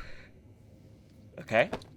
How does she fit in there? It looked like a sewer. I think calling that a well would, to me, would be a stretch, but, you know. The so-called washerwoman's skin on the feet. The deceased had indeed been in the water for a long time. I mean, if she started to affect the fucking water supply for the area, it's unbelievably disgusting, I'm gonna be honest with you. There are some obvious scratches on the skin. Could be from the fights and stuff, though, she's been getting in, right? I do like the fact we get a feel for the characters that we're dissecting. I think that's kind of cool. The skin on the hands can be easily separated from the body. The separation takes the form of a glove. Okay. So all the evidence. Boom. Boom, boom, boom, boom, boom. So, Feet! after the Sorry. preliminary exam, it's time to take a closer look at today's date. The deceased was clothed. Rigor mortis does not need to be checked. Based on the state of decay, you can be sure it has subsided. Okay. Inspect the areas of concern with the magnifying glass. As before, let's fucking go. Boom. We see thick white foam in the mouth of the deceased, resulting from pulmonary edema. That is Foam gross. is a characteristic in deaths due to drowning. The spots have a purplish blue-red hue, which is a typical sign of the death of the organism. How rude. Alright. Yep, pretty typical. Liver mortis are formed as a result of putrefaction of blood in the veins. Oh, that's fucking disgusting, I'm gonna be honest with you. There are obvious scratches on the skin, especially on the back and hands. These could be defensive wounds, evidence of some sort of altercation prior to death. Yeah, I wonder if she was killed or if she... I mean, it sounds like she went to take a shit, right? No obvious signs of struggle. The skin on the hands would have easily peeled away from the flesh. Some of the fingers have already lost their nails. Oh, and the feet, right? We need to always look at the feet. Due to the fact that the deceased was wearing shoes all the time, her feet are in better condition than her hands. Nevertheless, we can still notice a clear, wavy skin and the so-called washerwoman's skin texture. Okay, that's probably enough to indicate a direction for further examination. I'd better note that down in the records. Alright, got Considering feet. the deceased's penchant for drinking alcohol, it could have been a mere accident. There doesn't seem to be anything unusual about this liver mortis. Okay. Those abrasions appear relatively fresh.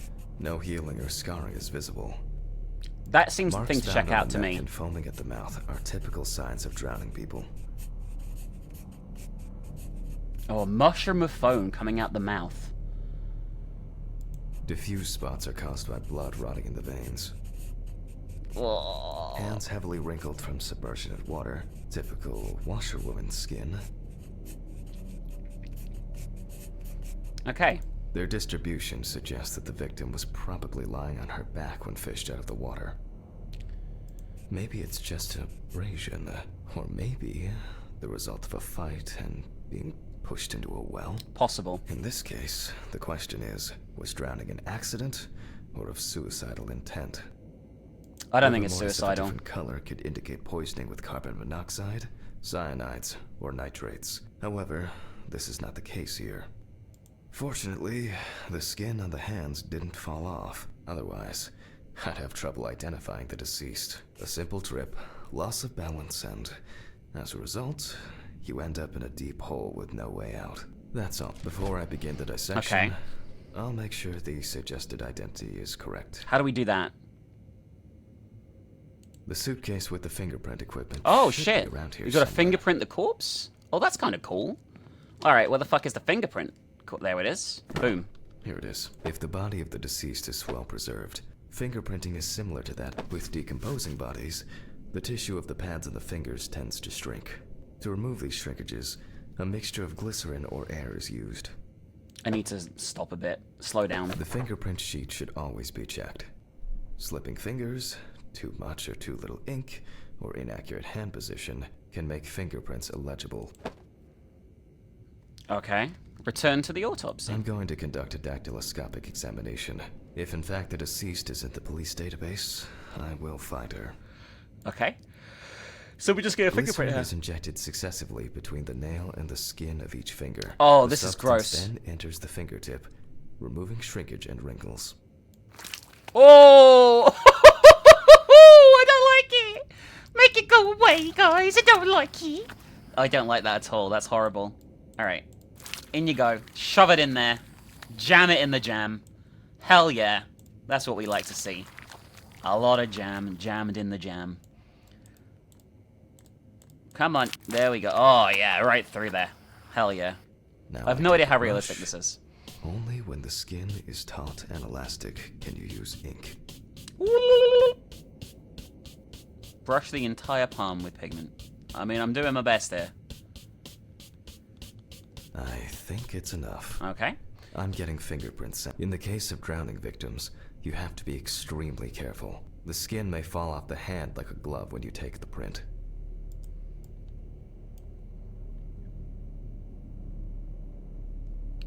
Leave the corpse. I'll use the fax machine to add the print into the system. The fax machine? What year is this? I actually don't know what year this is. And I used to use fax machines all the time in some of my early jobs, I'm going to be honest with you. I'm assuming some places probably still use them. uploads. I'll run the prints against the police database on the computer. Great. The data is there. Click upload. Now, go through the database and find a matching print. Expect possible hours of fun. I think it's this.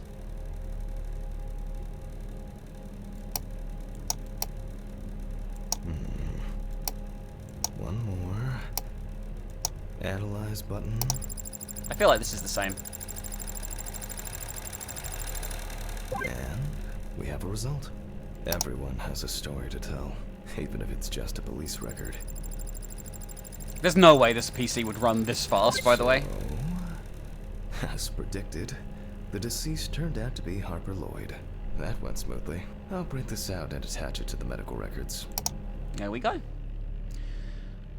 I will say, this doesn't feel very deductive, if I'm honest with you. It feels more like you're playing a walking sim with this kind of thing in it. Does that make sense? I wasn't sure it would amount to anything. Shut up. But the World Wide Web has been a blessing for speeding up my work. Yeah, so I guess this must be set a little later than we thought. Read the results at the fax machine. Oh, there we go. Great. Now I can go back to my inspection. Okay. Return to the autopsy. I'm adding the name of the deceased. I'll start the internal examination by taking fluid from the victim's brain. A needle inserted through the nose will do the trick. Oh, so we're doing some new stuff still If with the the victim bodies. was alive when she fell into the well, she must have swallowed water fighting for her life. And then diatoms, characteristics of pooled water like a well, got into the body.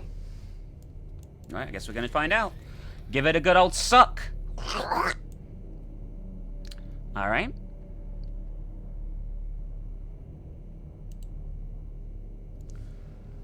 What else do I need to do? Do I need to do the saw? In the meantime, No. I'll check the sample under the microscope. I'm sure that these algae traces will be found in the samples taken from the well where police found the body. That makes sense. This is cool because we're trying out Now new I devices need to still. adjust the knobs properly. And place the diatom in the center of the slide. Diatoms are single-celled microscopic algae. I won't even notice an army of diatoms from this distance. The aperture still need. Oh, nah, no. I'm fine. It's not a dirt. And perfect. It's not a dirty lens, I'm afraid, but rather a bad focus. Great. This way I'll see if I'm dealing with a large concentration of these algae. The aperture's no.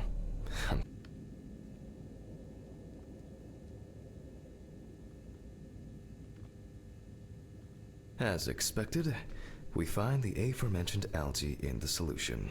Their upper part, Epitheca, which overlaps the lower, Hypotheca, is clearly visible. Okay. Well, I had to look that up to do that. The but, presence you of know. diatoms in the brain samples taken indicate that the deceased was certainly alive when she fell into the water and was possibly conscious. That's probably Back to the really, autopsy really we bad. Go. Since there were diatoms in the brain, it means that many more of them must have entered the body. Studies of the rest of the organs will most likely confirm this hypothesis. Okay. I can finally get to the practical part. Wow, don't sound too excited about it, dude. I must be extra careful because the skin of the deceased is very stretched. I wouldn't want an explosion here. It's gonna explode. Holy shit. Here we go. Oh! We see a very large swelling of the organs. That's gross. In addition, all internal organs are very congested. I proceed to remove the rib cage. It's easy to see that the ribs have been imprinted in the lungs. Oh, yeah. So, Oh, that's cool. I'm going to start by drawing blood from the lungs for testing for. If diatoms were only present in the lungs, this would mean that the victim was placed in the well after death, and the perpetrator wanted to get rid of the corpse in this way. Now, I remove the lungs and proceed to their examination. Taking the lungs in my hand, I feel that the tissues have lost their elasticity, which is the result of water emphysema.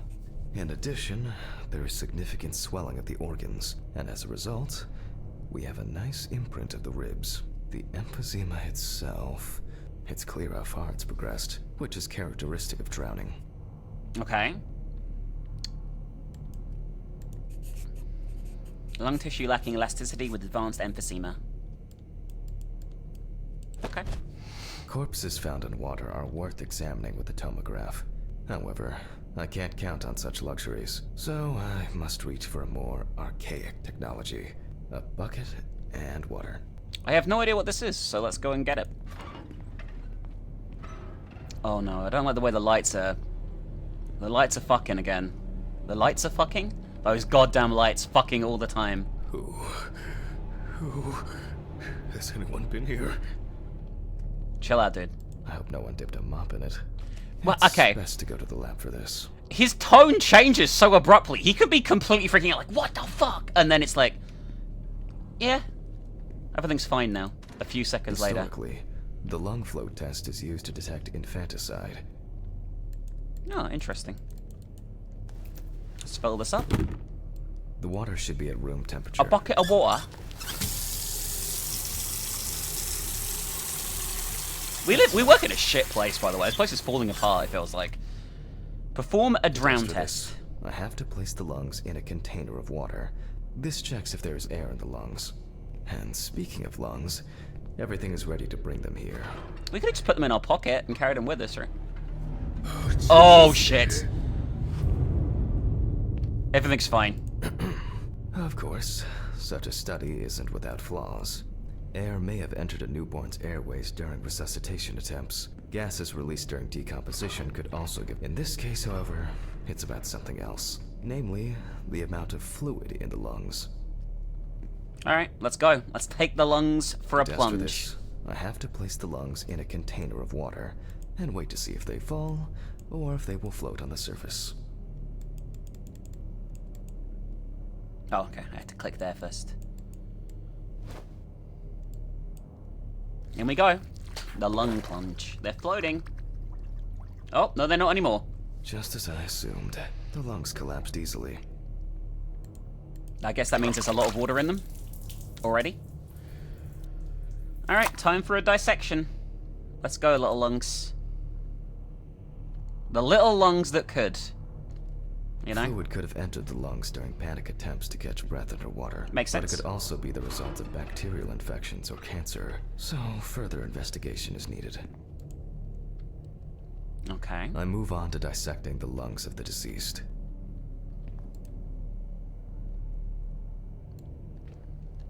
You can hear the distinct, very unpleasant crackling of the tissues being cut through.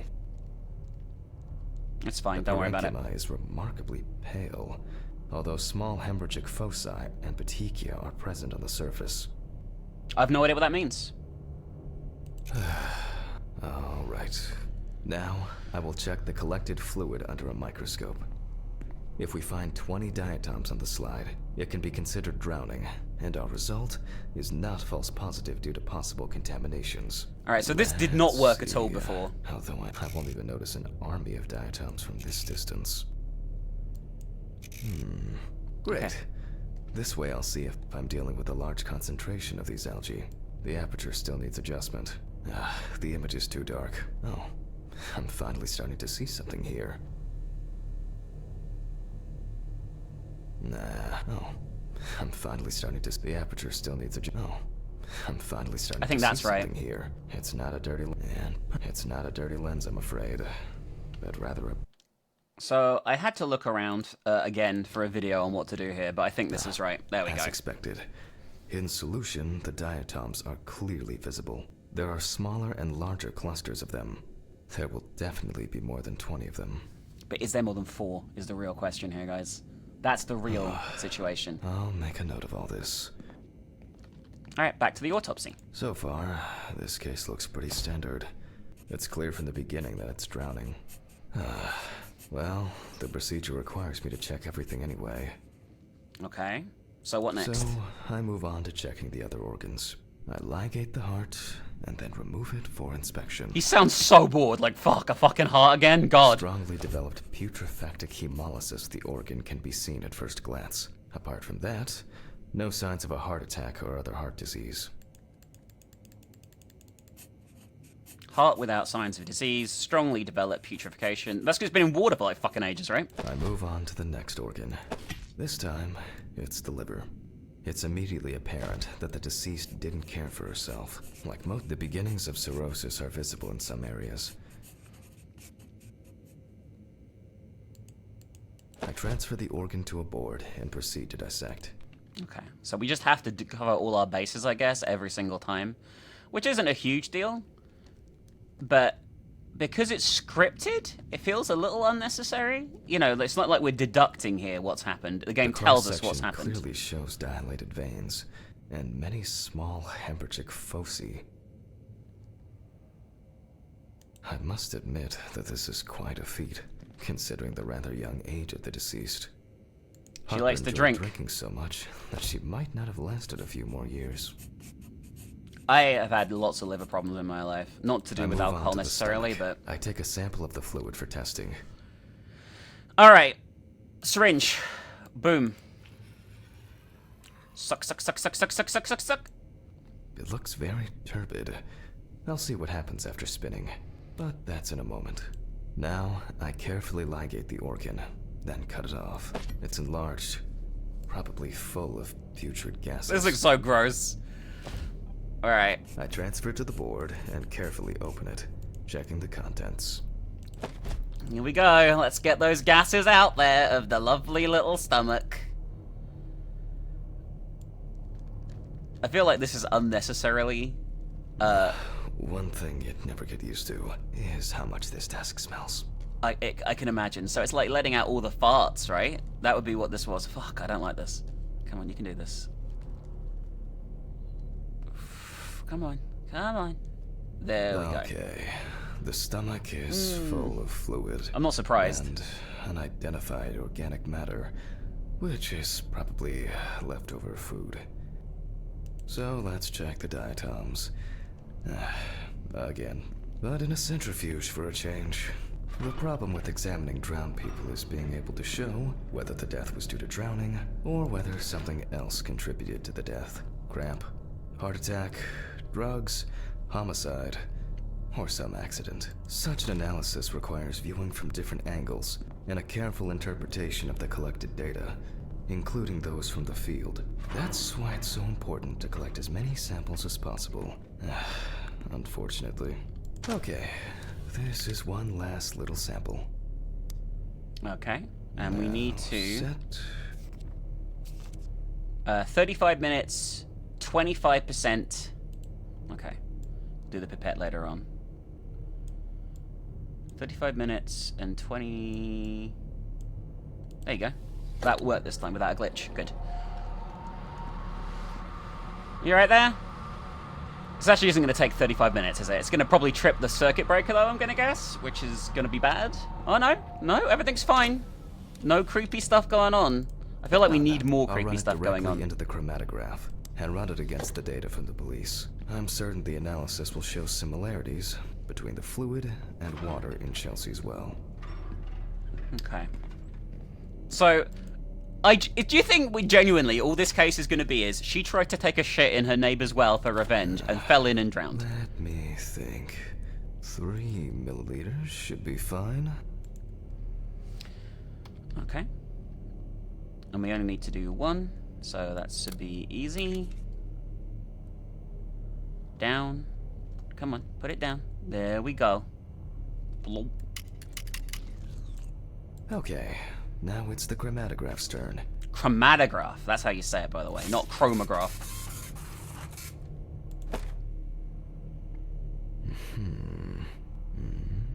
Yes. The water sample matches the one provided by the police. Okay. Well, the results are quite clear. I was hoping it would be a more interesting case. Yeah, so it's not murder, she just fell in. More diatoms. Analysis indicates the same origin. Blah, blah, blah.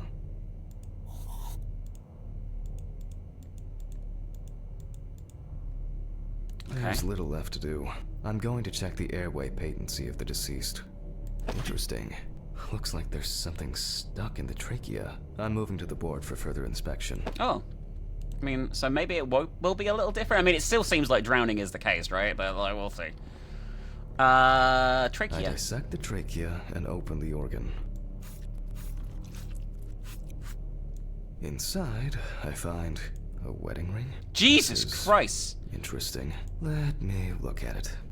Based on the size, I can say that it's a woman's wedding ring. Quite standard from the outside. There's an engraving inside. How do I take the ring? What the fuck? But this is my ring.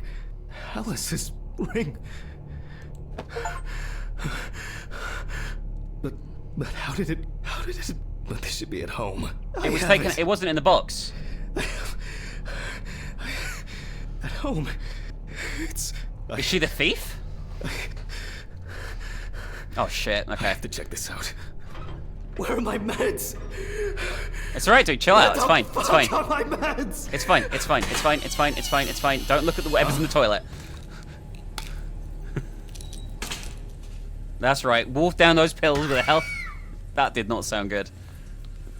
That did not sound good.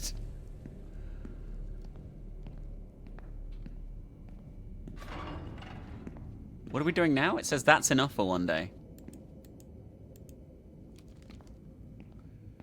I took my pills in the bathroom, but the objective didn't update? Please don't be broken. That would suck. I've already taken my pills. Not looking to overdose. Do we just leave now?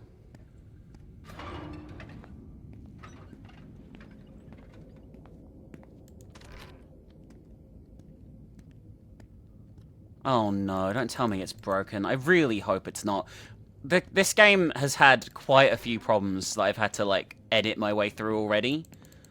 Like, I would say a ridiculous amount, actually. I'm gonna be honest with you. I don't know what to do. Jesus Christ! Hope these all make it go away. Oh my god, it's so broken. Holy shit. Will that count? Yes! I have to check the apartment. It can't be. Jesus Christ! Mr. Ridley. Jesus Christ! What the fuck? That was so fucking broken! Holy shit! They should hire me to test games. I find all this shit. I was playing Poppy's Playtime Chapter 3 the other day, and the cat despawned. It also broke sound-wise too, multiple times. Excellent stuff.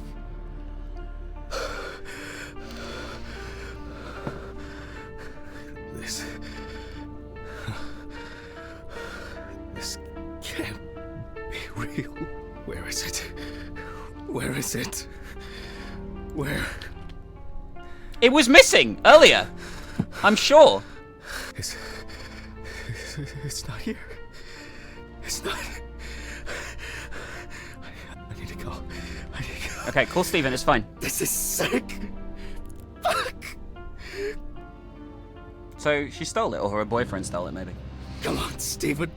Pick up the fucking phone.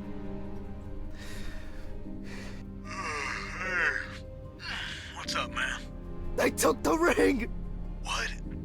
What ring? What are you talking about? They took the wedding ring. Alice's wedding ring. One sec. You mean burglary? You said nothing was missing. Yes, I know. I know that. I don't know. I was jittery. Maybe I didn't notice. I don't know, but that's not the worst of it. Calm down, Jack. Breathe. What happened? I found it in the trachea of the deceased I was working on. Do you understand? I pulled it out of a dead woman's trachea. What? I don't know what's going on. You think Red Pete wants revenge? He's playing with me. Huh? I knew it. I knew it from the beginning this was going to happen. I didn't make it up! Jack, listen to me. Try to calm down. Don't leave the apartment. I'll be with you right away, okay? I'm on my way. What sane person would do something like that? How? And when? When the fuck? Fucking Ridley lets in whoever he likes as usual. What are you saying? Steven? Don't leave me, man. Come on. Fuck. Oh, God. This is escalating a lot now. Okay, calm down. Jesus. What's going on?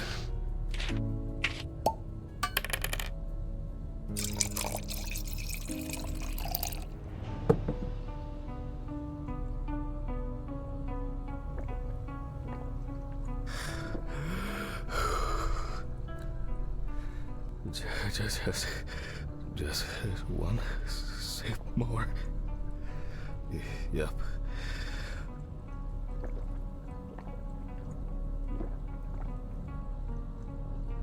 Jesus.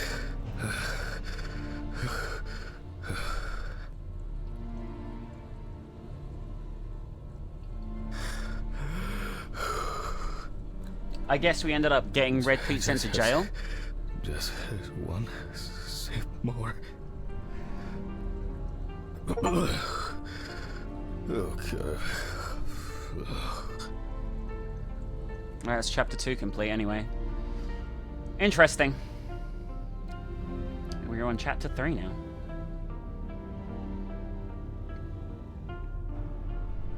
Alright. I can't do it anymore. These reports will kill me one day. I'll have to finish it over the weekend.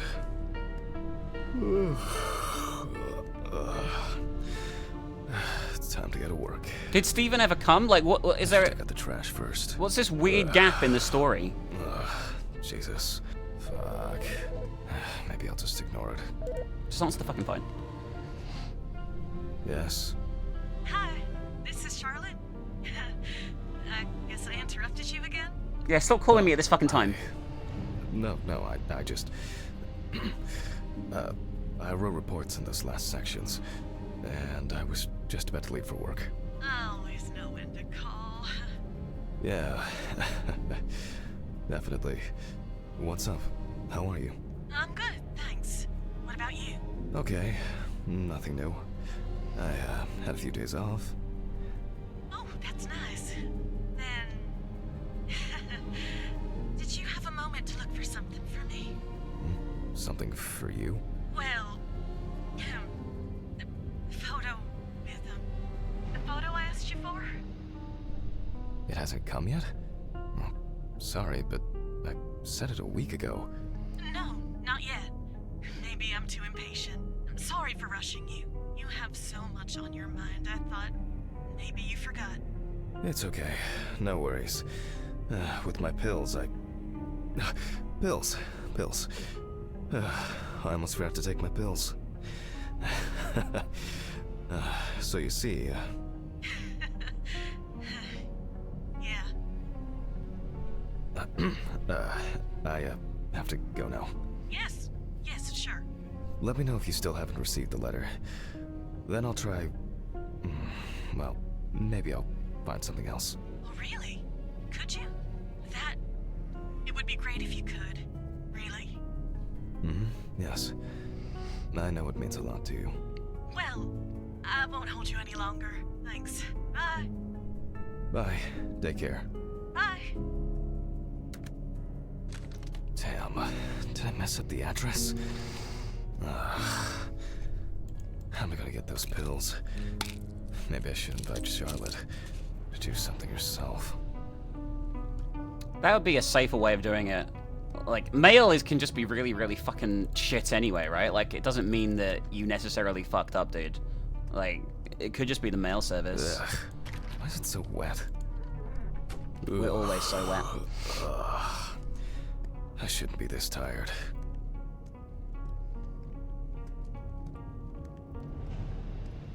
Well, let's get the fuck out of here. Just ignore the baby crying. It's not your problem.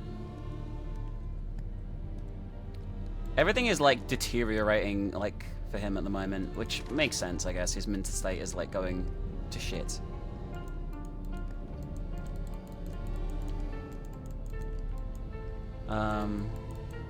What? There we go. What the fuck was that? I wonder if Alice's mother has a film of this photo somewhere. I actually hadn't thought about it before.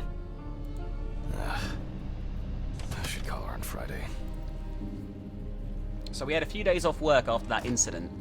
So did it really happen, the shit with the ring? I guess... I don't know. Like, maybe? Should we be under, like, police protection if a serial killer is after us?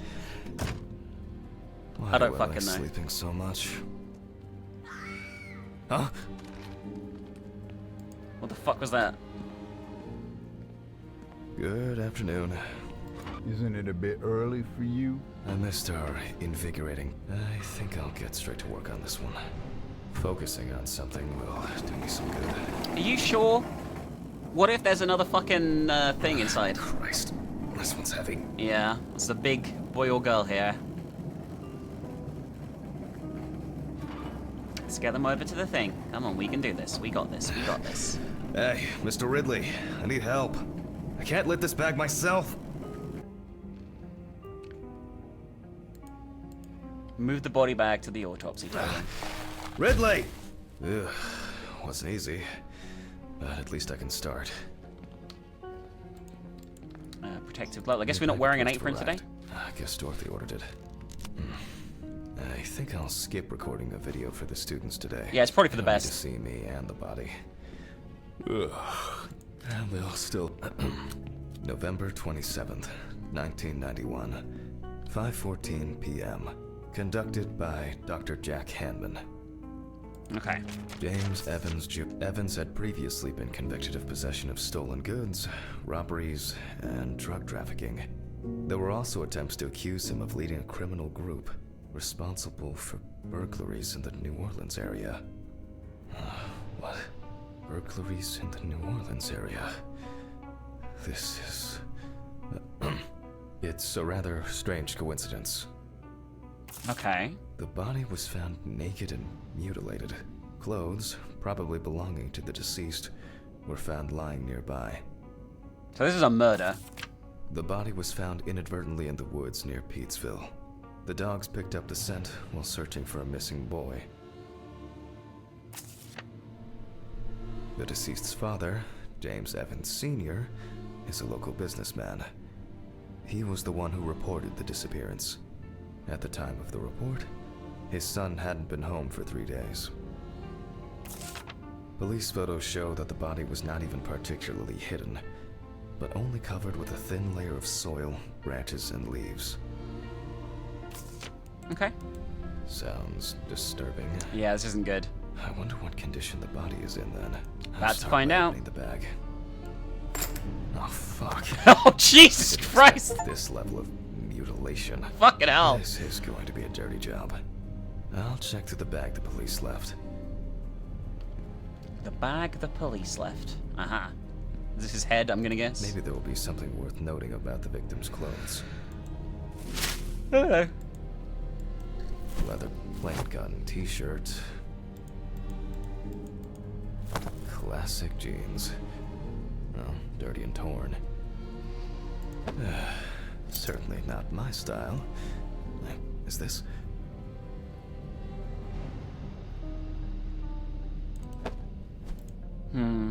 What do you say is this? Interesting. Most of the blood is visible around the neckline. However, after decapitate, mainly traces of soil. Oh my god, stop interrupting just because I moved it! Shirt over his head. The bloodstains don't appear to be related to any injuries on the body. The deceased must have been unclothed before he was injured. A lighter, engraved with the police insignia. Stolen, or maybe purchased from a pawn shop. It looks somehow... it's probably a coincidence. Traces of dirt mixed with blood and rubbed leaf litter. Evans must have been crawling, or was dragged along the ground. Okay, this is gonna be fucked up, isn't it? Am I missing something? I guess? I can't, like... I can't look at the weird white Something's shit. stuck here. Oh, there we go. It looks like some kind of ecdysis? Scale? This could point to an animal being responsible. What, if it's a Komodo dragon?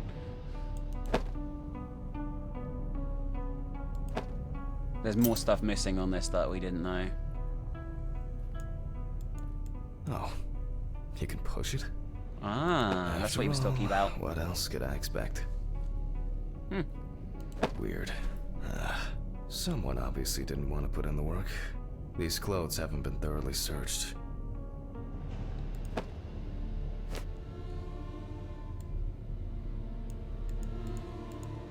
And here... What is this? Another animal souvenir. It looks different than the previous one. This is actually really The only interesting. thing I can tell from the clothes is that before his death, Evans had either put up quite a fight, or the attackers simply dragged him along the ground for a long distance.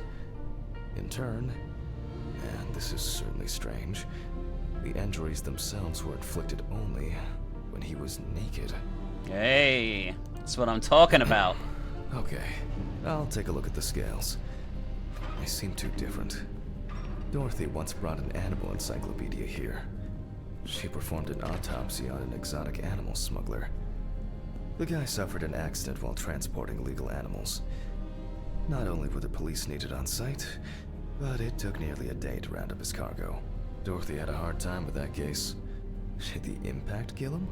Or did one of the animals he was transporting do him in? They even talked about it on the news. People were terrified that some reptile would just come out of their can and grab him. Okay, the book. Alright. Analysis of animal traces and forensic. Compare the scales with the examples in the atlas in the lab. Okay, we can do that. What the fuck is happening? Oh shit. Who is this? Everything's fine. Immediately go back to normal. Alright. See? Told you. Which page was it? Okay, I don't know, dude. Local wildlife. I bet I'll find something here. I don't really know what I'm going to be doing here. Nope. This type of alligator itself doesn't attack humans. Oh, that was quick. Here we go. I wouldn't expect anything else. Okay, so that one's fine. Nile crocodile. No way. I would expect something local. I certainly don't remember hearing of an animal escaping from the zoo. So, either someone donned in crocodile products was around the deceased, or one of them attacked him.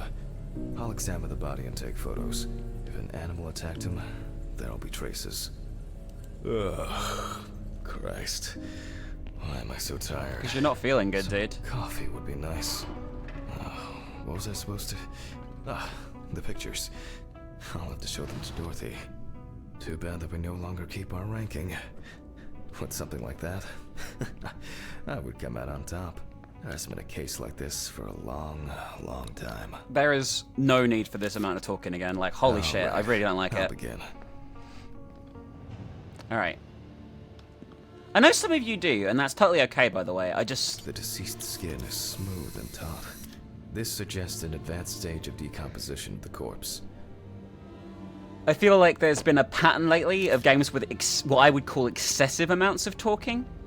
And I really don't like it when characters talk. But I play, like, outside of work, like when I'm not recording a video, I play all my games completely muted, so...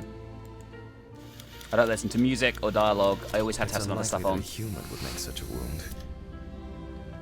Okay. So maybe it is an animal attack.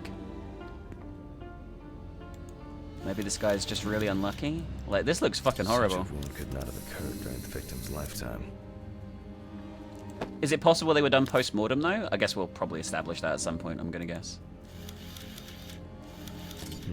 Interesting. This needs to be investigated further. I have no idea what that is. This wound appears to have been made by a sharp instrument. I wonder if he was just attacked afterwards, you know, like after he was killed by animals. No head. That's not hard to miss. I'm guessing they've already fingerprinted him, otherwise we wouldn't have a fucking clue. Oh! Oh! His penis is gone! Oh. And as expected, there's a bite.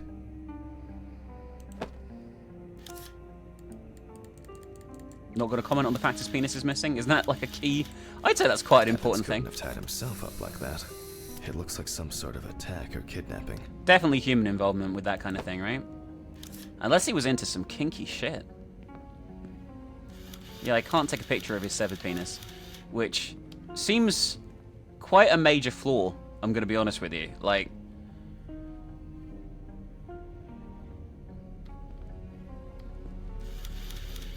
I'm not finding anything else to film here, and we still have 2 things left. Oh, on the feet there's... Oh, more binding marks. There are also clear traces of the deceased ankles being bound in some way. This is going to be quite an elaborate one, I would say, in terms of what we have to, like, discover. Nasty. Alright. I need to gather my thoughts together. And look at these photos. That is a lot of pictures this time. I should inspect these. The work of animals can be seen here.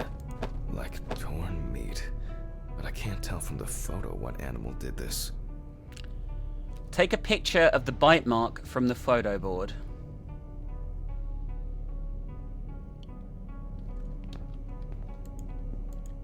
Why can't I bring the camera up again?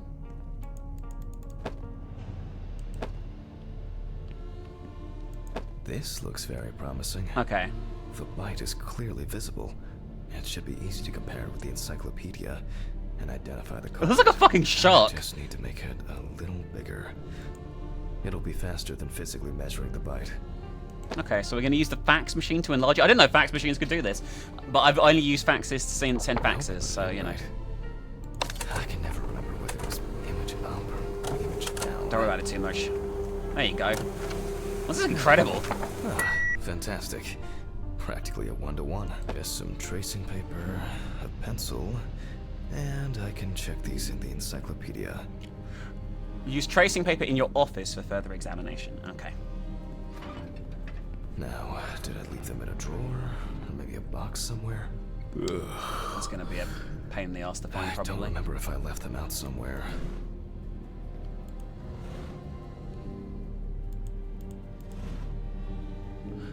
I thought that was an Etch-a-Sketch. I still want my haunted Etch-a-Sketch game one day. One day! Shakes fist.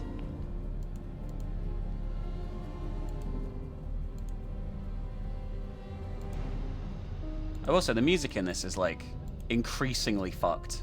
Like, it's like there's the strains of, like, a piano getting brutally strangled. Is what it sounds like. Definitely pay me too little for this. I don't know where it is, dude. Why can't you find your fucking shit a lot easier than this? Aha! Looks like I can tidy up after myself. Sometimes.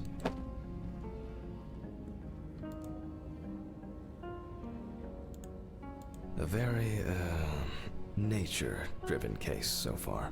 I'll have to consult the encyclopedia again. Good thing Dorothy left it here. Otherwise, I would have had to run back to my place to get some. Okay. Use the atlas to compare the bite marks.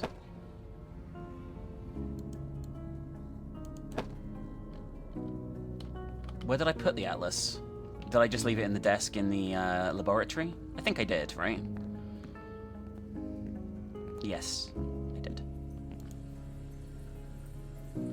I don't think it's that What one. is this? Oh, yes. This turtle turned out to be a killer. I only need to concentrate on the crocodile chapter. Oh, we're getting too far, I guess. This one. The shape of the jaw appears correct, but not the teeth. That's not it. There we go. Makes sense. This would also explain the molt found in the clothes. It turns out that some of the wounds can be safely blamed on local alligators. However, we cannot blame them for the decapitation. It's not these animals we should be afraid of here. I should make some notes and start the autopsy. So the animals probably dined on his body afterwards, right? Or dined. Took chomps on it afterwards. Ugh. Alright. Alright, back to the usual stuff. Magnifying glass out. Look for other traces using a magnifying glass. It doesn't look good. Evans wasn't decapitated with one cut. Is it like sawn off or some shit? Several stab wounds of varying depth and circumference. Yeah, so it's definitely a mix of wounds. Looks like the killer might have missed before they finally hit the neck. Mississippi alligator. It's strange that an alligator would leave such a clear and smooth mark. Yeah, why didn't it like eat more? It just took a. It just went That's a bit weird, right? The result of an animal tearing at its body, eaten skin, soft tissues, and genitals. There are even some teeth marks, but well, it doesn't look like an alligator. The bite is firmly incorporated into the wound. A photo alone won't help me here. I need to make a cast and compare it. Wow, we got a lot to do here, I think. This is really involved. The imprints are quite deep and even. From the looks of it, I'd say Evans was restrained with his own belt. Looks like an uneven bite. It's worth taking a closer look at this. Maybe there will be some remaining teeth marks. And finally, gotta do the end, the Very feet. strong binding marks. You can see peeled epidermis and small wounds. I do love me some peeled epidermis, guys. It's so awesome. Evan's right side must have been more attractive to the crocs and insects. Alright, There's no end to playing zoologist today. we got a lot to do still. Okay, what next? I need a tool with dental impression cement. Can I find it here? No. It's probably lying somewhere around in the lab. Alright, so we need to make a cast of the injury. I hope the cement hasn't expired. Like, why is he freaking out again? Like, the screen flashes red sometimes, right? And then it's like, okay, but what am I looking at? After the due date. That could be worse. Create a cast of the bite bite marks around the groin. Now I need to cover the bite area. Wait until it hardens. I'm so immature. I think it's ready. The cast looks quite contaminated from the other wounds in that area. Well, let's hope the imprint turns out better. Okay, take the appropriate tools from the suitcase. Brush, ink, and paper. Similar to taking fingerprints. Okay. Is this realistic? I don't know. Brush the entire cast with Paint pigments. over the area. And put a piece of paper on it. Boom. That's very strange. I'll run it through the facts and check it on the computer. I really don't want to believe what I'm seeing. Is this a human bite? I think it is. It looks human.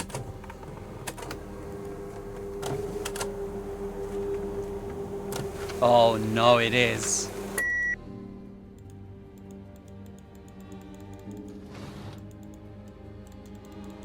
March the bite marks in the crime database. Okay. Is it going to be the serial killer we're looking for, right? No, not we're looking for, but the one we know. This is, well, this is quite unexpected. Human teeth. Oh, fuck. I need to tell this to Stephen. You do, but let's for now try and...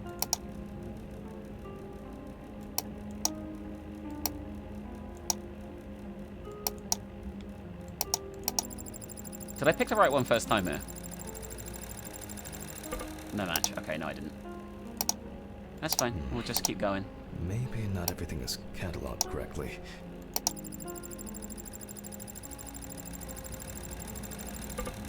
That's fine.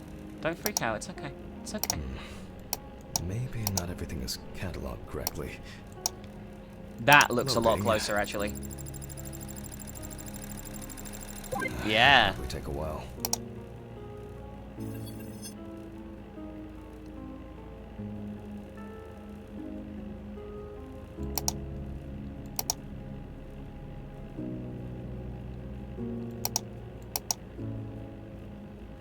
Oh, I have to do some more?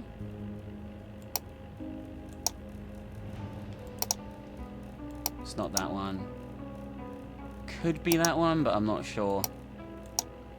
It's this one. Loading. It'll There we probably go. take a while. We're narrowing it down more and more and more, I guess. Yeah.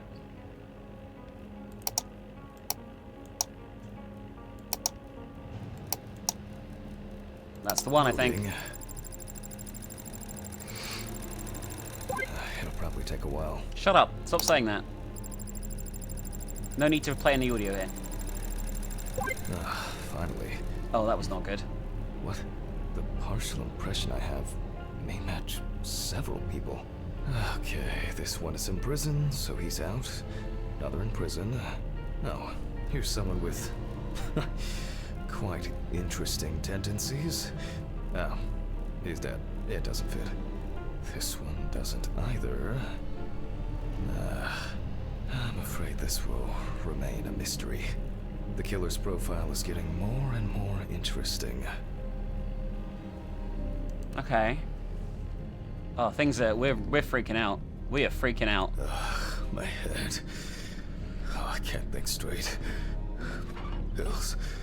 Where am I? You know where they are. They're in the same place every time. Stop saying that, okay? You know where they... Sorry, I was so angry that I moved the controller violently there. They've been in the same place the entire game, okay? They have not left. Okay, now we can return to the autopsy. Feeling the best we ever have.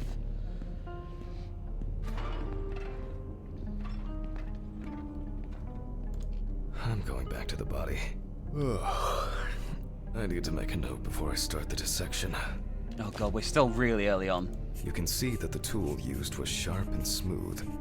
So, what if it was in the hands of an unskilled person? Makes sense. They look quite shallow. Someone must have inflicted these with some sort of primitive tool. This wound turned out to be more troublesome than I thought it would be. Maybe something chased that alligator away before it bit down properly? Okay. Torn tissue, lacerations, bite wounds. Alright, highlight and consider each wound again. For obvious reasons, I record decapitation as the cause of death. I need to verify how deep these wounds go. If they punctured the organs, hemorrhaging could have occurred. The abdominal and genital area are supplied with plenty of blood. If the penis was bitten off while he was alive, Evans could have bled to death. Alligators rarely kill humans. The perfect breeding ground for larvae. Fortunately, the deceased doesn't care about it, just like we do now. Okay, so he wasn't killed by animals, I don't think. I'm adding a heart attack to the list. I just realized... Maybe Evans didn't live long enough to experience what happened to him. I just realized that the man bit... The killer bit his penis off. I was hoping for an easier case. That took me a while to realize, but the killer bit off his penis. Time for internal analysis. Finally. First of all, I'll try to determine whether death with the scalpel. I'll open the deceased's chest. I cut deep. We see a lot of fat tissue under the skin. When I remove the ribs, I expect to see even more. Correct. High levels of internal fat, organ size above average due to obesity. I move on to the lung analysis. The deceased smoked cigarettes. And this is the culprit. Well, it didn't look like the holes were that deep. Such hemorrhage could have been caused by hitting the chest with a blunt object, or a puncture directly affecting the organ. They appear to be of different depths. The cross-section is uneven. Okay. So he's been stabbed. Open pneumothorax should be added to this. The deceased could have experienced extreme hypoxia, and, as a result, obstructive shock. Alright, so he was stabbed in the lungs. That sucks. I wonder what the heart looks like then. The organ is enlarged with very clear, light yellow traces of steatosis, but similarly to the lungs, there is a trace of puncture with a sharp object. There is? In pneumothorax, the heart rate increases. In the event of such a wound, this would mean bleeding out faster and more.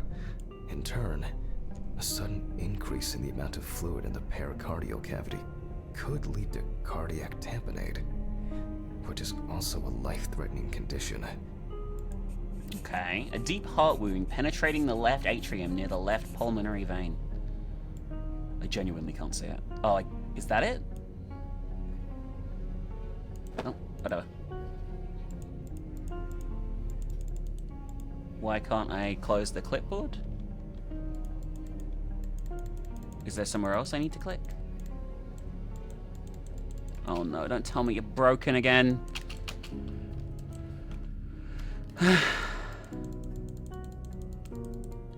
Guys, I can't click off it.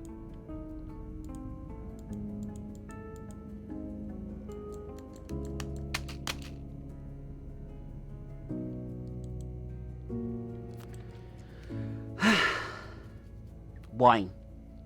Why am I playing so many broken things lately? This is just... I'm gonna say it. Even for an indie game, this is just totally, utterly unacceptable. And I'm really tired of it. Because it's happening so often. Evans, however... Alright, this time it let me mark it. Remarkably... clean, considering this turn of events. Okay. Now we're done with the heart, finally. Took me about 20 minutes to get back to there, by the way. Disturbing. I wonder if I'll find anything on the liver. The organ is fatty and enlarged. Okay. Beginnings of cirrhosis are obvious. Well, that's it. This time, nothing to write home about. Okay, so don't need to mark anything there, I guess. To carefully remove. Like most other organs, it is fatty and clearly enlarged. Not to mention swollen. Partially due, but I take the outside. I'm going to check the contents. Okay, we're basically doing the same shit we've done every single time so far, again, with this guy's body, which I guess makes sense for an actual autopsy. You know, it does make sense. Have we ever like cleaned there's this? An unusually large amount of undigested, and now rotten stomach contents inside. I mean, he clearly liked to eat. blood. Oh. Evans had to swallow it due to his injuries, which means he was still alive when he was brutally wounded in the chest. Oh, that's fucked. Okay. That's not nice. Back to the autopsy we go.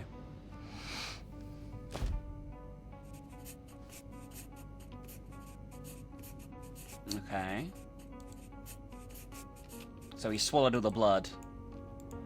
Only the trachea left to be. Surprisingly, it's not damaged by the decapitation.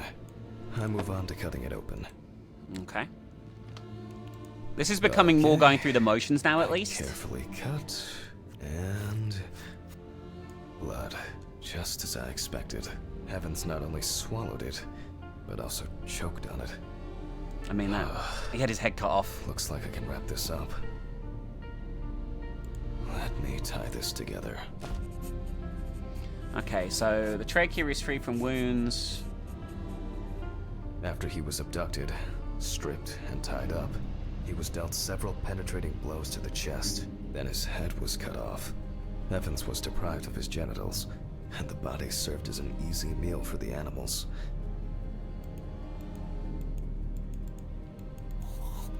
Even though there are a lot of injuries on the body that could cause death, it was the decapitation that ended Evans' life. The animal bites on the limbs occurred after death, so there's no reason to treat these as the cause of death. The damage to the lungs and heart must have led to severe hemorrhaging, so there's no doubt that Evans was choking in bloody convulsions. But it didn't last too long, which I conclude from the small amount of blood in the stomach and trachea. That was a small amount? I thought I'd ever wish someone to have a heart attack, but in this case, it would have been better for him. In some way, it can be said with certainty that James Evans was murdered. Whatever gave that away. I could have said that without doing any of this shit. Oh shit, I've got to do, homicide. And signature. But. Perfect. Oh well. I need to stitch this poor guy back up. It's really bothering me. Something's not right here. Because even now, the organs are relatively clean. The skin around wounds also, it's like, someone pumped it out? Christ. I don't know. It's kind of weird. It's a bit of a weird thing to say at the end there. I'll leave these questions for the police to solve. That is true. I'll place the body in the fridge. Almost forgot. And now, I get to head home. It's a fucked up thing. I'll hold off taking long walks in the forest for the near future. I have a feeling that it won't end with just one body. Someone bit off his penis. I need to process the fact that somebody bit off his penis. Good night, Mr. Ridley. The body is ready to be... I think it's the first time in a long time that I finished work at a decent hour. Yeah, you were here early. Oh, come on. Fuck! Oh, When did I no. get a flat tire? What the fuck? Someone stabbed it. Oh, come on. This is impossible. What's this supposed to mean? Why is this happening? Someone is messing with me again. But the subtitles just gave up there. Holy shit. Find out what happened to the tire. I'm going to Ridley's. Maybe he saw something. Alright, go talk to Ridley. Maybe Ridley did it. Maybe Ridley is the origami killer. Ridley, do you know what happened to my car? What happened to your car? All the tires are fucking flat. Well, it happens. Don't you have a spare in the trunk? Spare ones in the trunk. No one carries 4 fucking extra tires in the trunk. Jesus, Handman, calm down. I'll call you a taxi. Calm down? That's a bit of an exaggeration, don't you think? Have you seen anyone around here? Someone strange? Suspicious? Except you? No. Funny. I don't find all these jokes amusing, you know. What jokes? Handman, what's wrong with you? It's just tires. Such things are not a coincidence. What's wrong with me? Things keep happening. Last week, and now this? Just go wait for the taxi, okay? Fresh air would do you good. Neither you nor I will do anything about it now. Neither you nor I will do anything? What have you been doing all day? Surely something like this can't just be overlooked. Maybe you should go outside and cool down. I'm calling a taxi. Cool down. This is not going well. I just want to sleep. Alright, that's chapter 3 complete. I think there's 5 chapters in total. It's been going on for fucking ages, this. Chapter 4.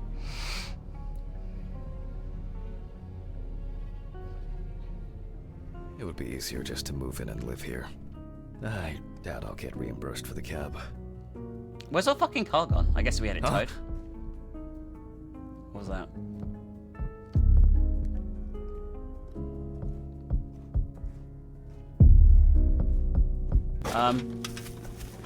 Hello? There's someone there. There was a person.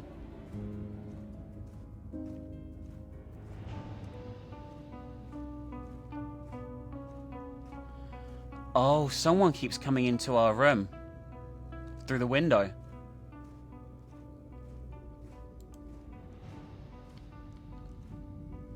Oh, that's weird. I don't like that at all. Oh yeah, that's actually freaked me out quite a bit. I don't like it.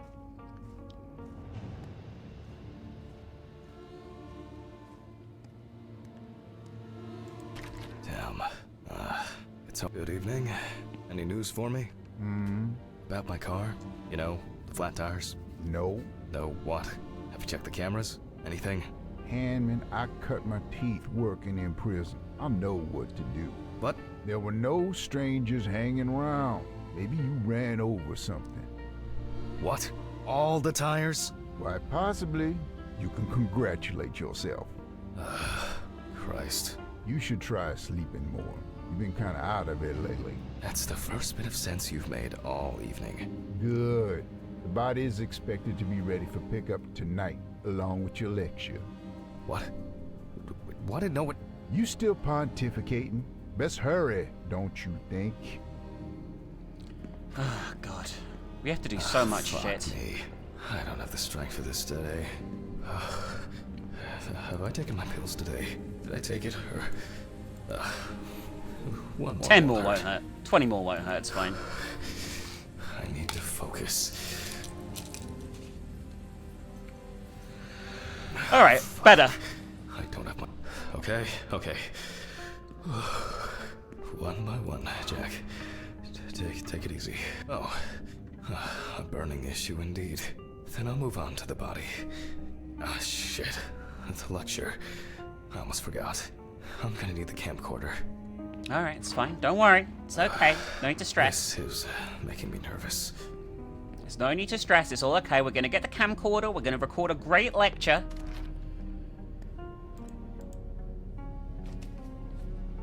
But yeah, someone is definitely spying on us, as far as I can tell. Unless this is all, like, crazy in our head shit it's gonna be. I mean, it might be. I wouldn't put it past the game, right?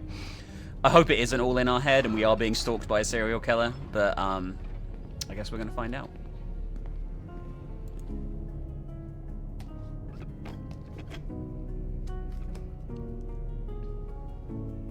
Oh well. This is not the best framing. Listen, that's Hello, just the way he likes everyone. to be. It's the 20... something of November 1991. Oh, he's been saying the year the whole Hamlet time. is conducting the autopsy. Oh. I appear to be missing my gloves and apron. Here's your apron. There's your gloves. Yes, you already know the drill. So, the body is on the slab. Let's see what the police uncovered first. Okay. So, the victim is from yesterday's apartment block fire on Drowner Street. Personal details unknown. Okay. The body was not found until the next morning. The tenant was naked, charred, and with severe burns. The owner of the apartment asked about the deceased. He was surprised anyone even lived there. The deceased was sitting in an armchair near the TV. Pieces of pornographic material, an ashtray, melted video cassettes, and several bottles of so-called poppers were found in the vicinity. It's difficult to assess whether any escape attempts were made. Why was he sitting in a chair in a fire? Firefighters indicated that it was probably the large quantity of poppers found near the deceased and rapid spread of the fire. Oh, because he was off his face. The exact cause of the fire has not yet been determined. However, it is known that the fire started in the deceased's apartment, where the most damage was reported. Well, that's our basic question. Whether the death occurred as a result of fire, or whether he was dead before it. Alright, well, doing our best here, guys. As you can see, the body is in quite an unusual pose. For the purpose of photographic documentation, we'll leave it like that for now. Oh yeah, I gotta take the camera. I've done this 4 times now, and I'm still forgetting what I need to do. But I've done this 5 times? This is the 5th body, right? Because the prologue, yeah? This position is called the pugilistic attitude. This is due to the influence of high temperature on the muscles. Okay. I'm learning, guy. I'm learning. The fire reaches the skin first, then the soft tissue, until the skeletal muscles are exposed.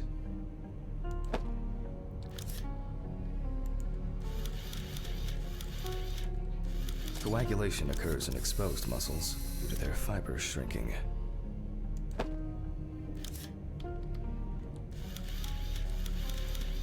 The extensors yield to the force of the flexors.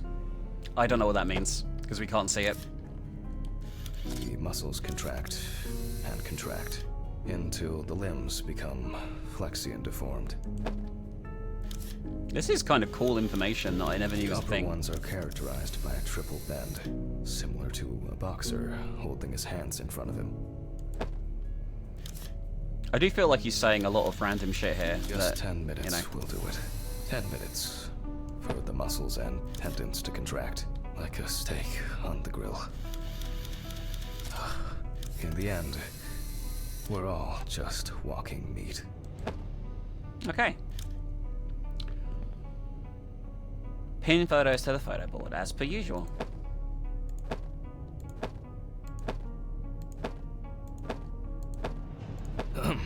The deceased must now be straightened out, and we need to get rid of these bindings. He looks to have been tied up in a rather unusual way. The deceased's neck and feet were most likely secured to his hands, and these were probably tied in front and around the crotch level. This doesn't seem normal. Which explains why, despite the severe burns, the deceased's limbs are not all that twisted. Sounds like this looks like a murder, obviously. Like, That's big better. time. It's easier to straighten him now. Without taking out the magnifying glass, we already know that the deceased's skin is heavily charred and cracked.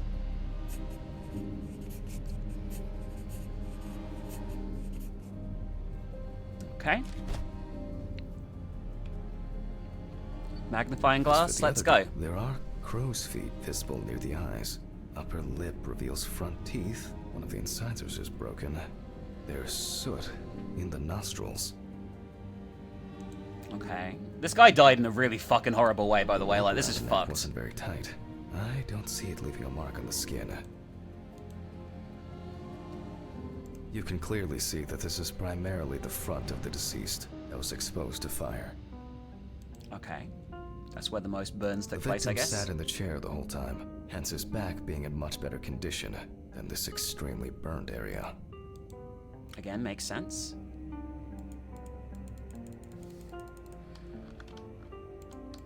Why can't I Rope click on that? marks There we around go. The wrists are deep and clearly visible. Alright.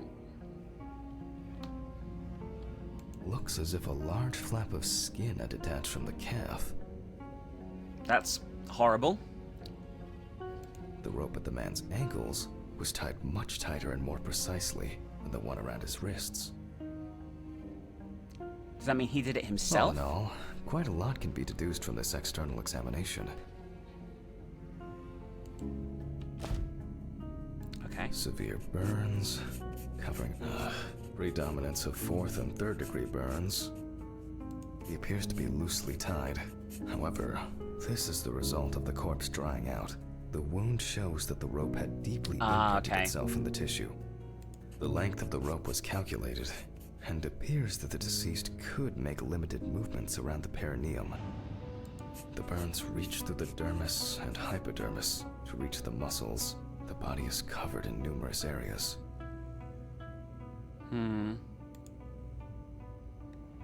It's sometimes really hard to find the exact spots on these drawings, like it feels weird. Traces failed to indicate that the deceased suffocated before the fire took hold. Oh, that must have been terrifying. The eye clenching is a natural reaction of the body to high temperatures. The tissue of the mouth was heavily burned as well. The teeth, however, makes me wonder. What does it make you wonder? Are we going to extrapolate on this, or are we just going to, like, assume that everything's fine? Like, yeah, this, like, finding the tiny little areas it needs you to find without being able to zoom in is a big problem, actually. I'm going to be honest. Like, I don't, it's the nose. It's the fucking nose. Appears burns to the genitals and groin are an additional concussive factor. This is due to the high vascularity and innervation of this area. Okay, so The extent of the thermal stresses on the body could have caused this death. Wounds on the wrists and ankles indicate that the deceased could have been struggling in panic. okay. It looks like the deceased was a fan of choking while masturbating. Deaths due to a predilection for asphyxophilia do occur, but not in this case. Okay. Perhaps the deceased lost a tooth, attempting to bite through the rope. It may seem incidental, but for us it's a sign that the deceased was most certainly conscious. In this case, I don't assume that this was a delayed death. Why can't I click on that one? We need to check the damage inhaling all that smoke has done to the respiratory tract. I will assess the extent of possible poisoning and burning in a moment. First, I'll try to establish the victim's identity. Due Okay. to the amount of charring, we are unable to collect the victim's fingerprints. Visual identification is also out of the question. You can probably guess what options we are left with. You Dental guessed it. records. A dental impression. For this, I need impression trays and... okay, it's going well. Like, I should be able to get this done. There's the Where are these trays? The biggest issue here is there's Vowels, so much figures, dialogue that he stars. constantly interrupts himself because It's not moving even on slightly counter. triggers other dialogue. Maybe in this drawer. I'll There we warm go. this up in my hands. Make a cast of the teeth. Did we get everything already? I guess we're about to find out. But yeah, Okay. Making an impression is quite simple. You put trays with alkanate into the mouth and press them together in one firm movement until you feel significant resistance. okay. One thing I will say, a lot of you might say, well, he's talking a lot because he's making a lecture. And I understand that, but he does it even when he's at home. Once the devices have been placed... apologies. They cannot be adjusted. And even when he's not in the room, he does it. Okay. Again, we will need a piece of paper, a brush, and ink. We Okay. will make a plaster model of the deceased's teeth from the obtained impression. We will then make an impression of the mold on a piece of paper, which will be scanned into the computer. Okay, we're going to search the police record database for dental records, I guess, here.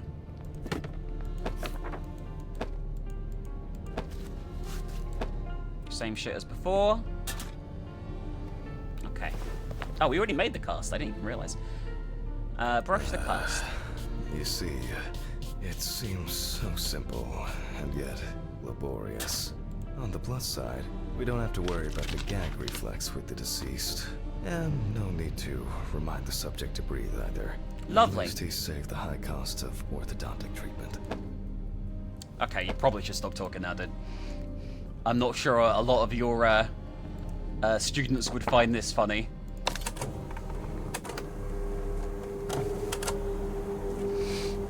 Alright, so when that's scanned, we can hop on the police database and match the bite marks again. Like, I quite like these bits quite a lot, by the way. Like, I think they're quite well done. Who would have expected a match so soon? Oh, shit. Well, the deceased is Richard Jacobson, 47 years old. He had a criminal record and was recently in court for... oh, wow. For not returning a videotape to the rental shop. Oh, Jesus. I better check if I've still got that copy of... where were we?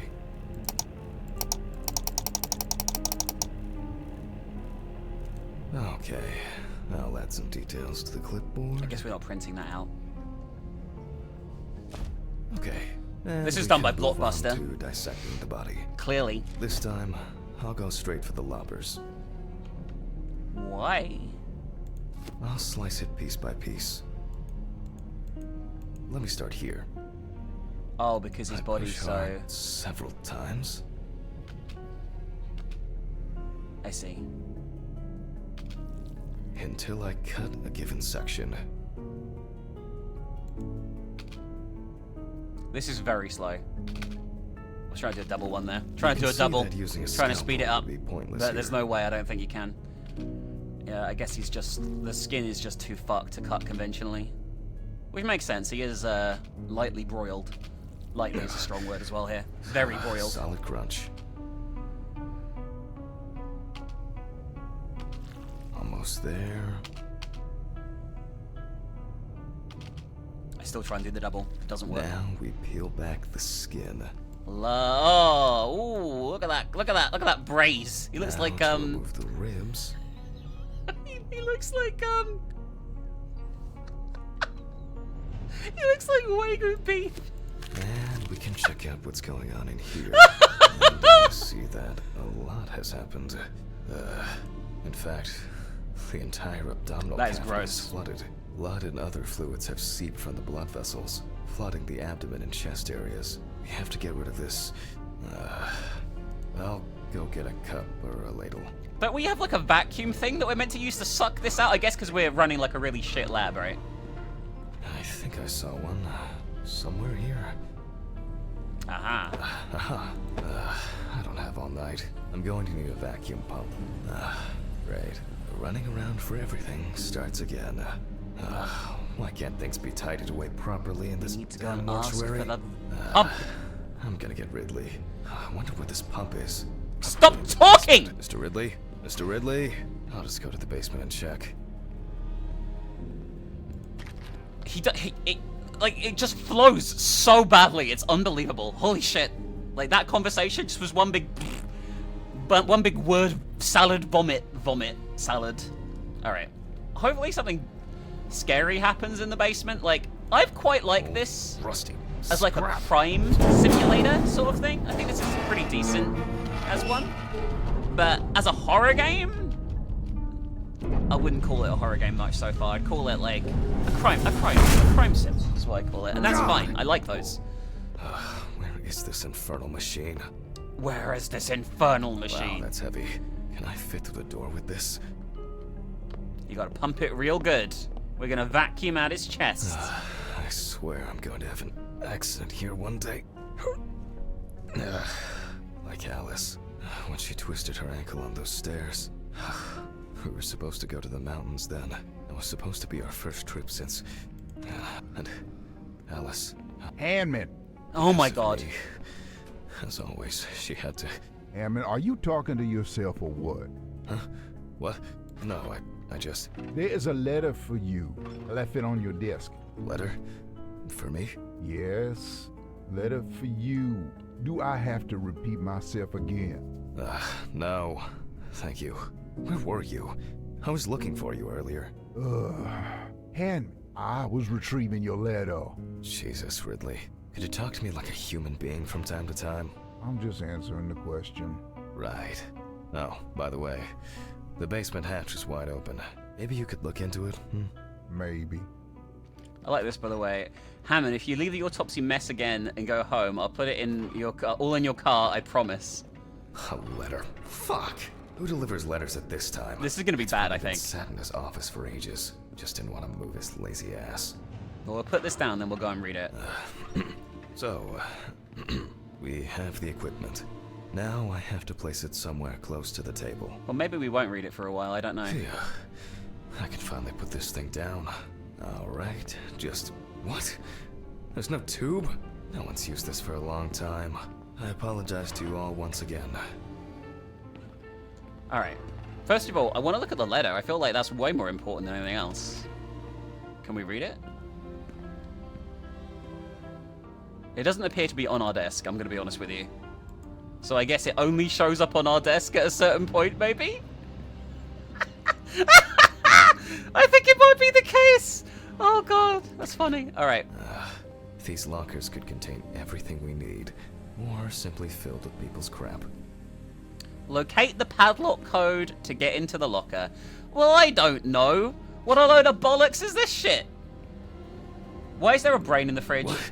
Oh, I guess that's not meant to be. Gonna close that? No? Okay, well fine. We'll just accept that as a fact of living here. Living here, working here, whatever.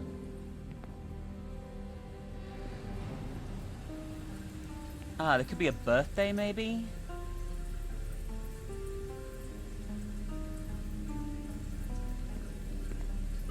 $12.91, $11.12.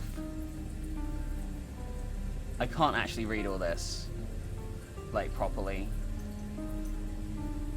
We'll do 12.11, 21.11. I don't fucking know. Ah, screw it. There might be something in here. Yep.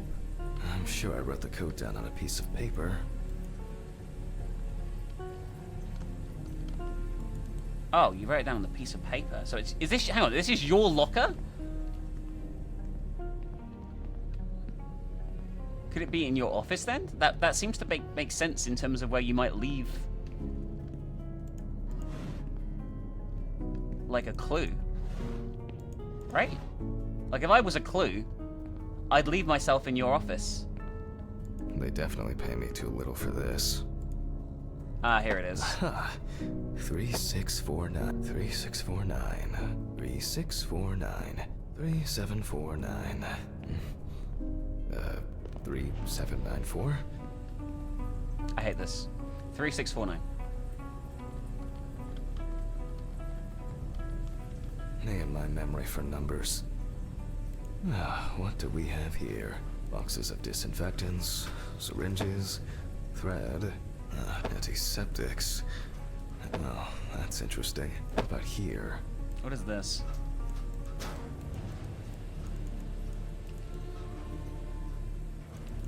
Please don't be broken again. I can't focus on anything here. Okay, why is this happening?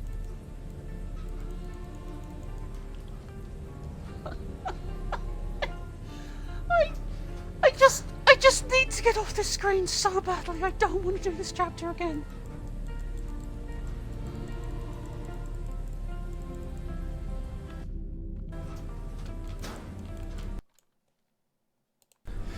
Oh my god, it opened. I wanted to forget. What is this shit? Alex. I regret so much. Every day. Every fucking day. I can't. I can't take it anymore. Oh, God.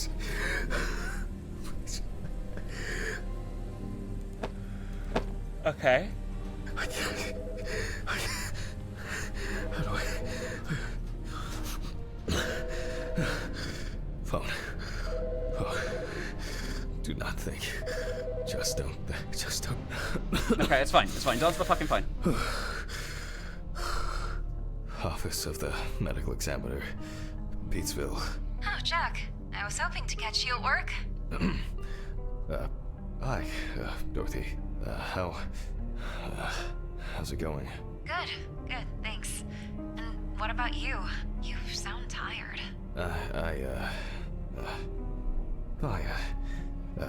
Tiring day at work. That's it. You scared me last time we spoke.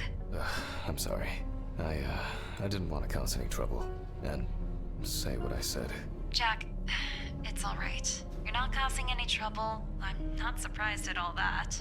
No, really. I mean it. Sorry. I just... I'm fed up with myself. You should take care of yourself. Didn't you say you wanted to stay at home longer? To rest? You know I pick up the slack at work. No, I didn't. I can't. I don't want to be there. Well, why not consider taking a trip, Jack? Dorothy, please. I really don't have the energy for this today. I just wish. Stop it. Why are you calling? Reminder about annual drug testing.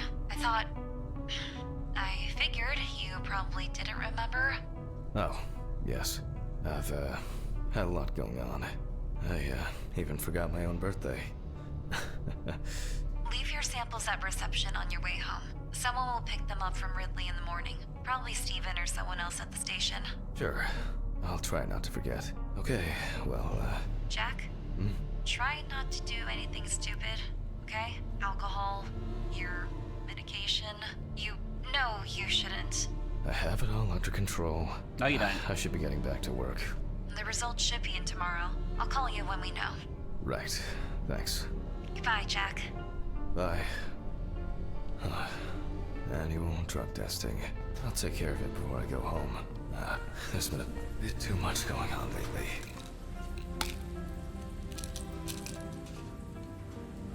I was supposed to collect the hose. There we go. This took these chapters are long, by the way, and if there's a glitch or an error, you're kind of fucked. Focus on your work, Jack. Alright, let's attach it to the machine and get that blood pumping out. Hell yeah. Alright. Here I am. I hope that was the last long break in this session. We never did read that letter. Because it wasn't So, that. let's connect the tube. Set the pump at full speed. We turn on the machine. With this amount of fluid, there's no point in holding back.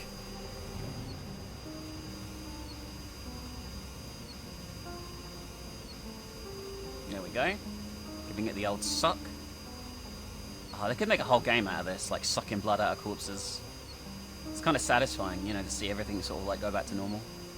It's like Power Wash Simulator, but like reverse. Still a few nooks and crannies left. Yeah, no shit. I wouldn't need to spend 20 minutes doing this. External examinations did not reveal any tissue defects that would reach the internal organs. So, I expect the organs to be intact.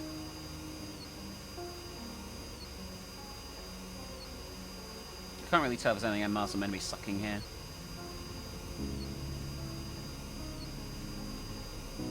It's very hard to gauge what's In a suckable. way, it's quite extraordinary. Here we go.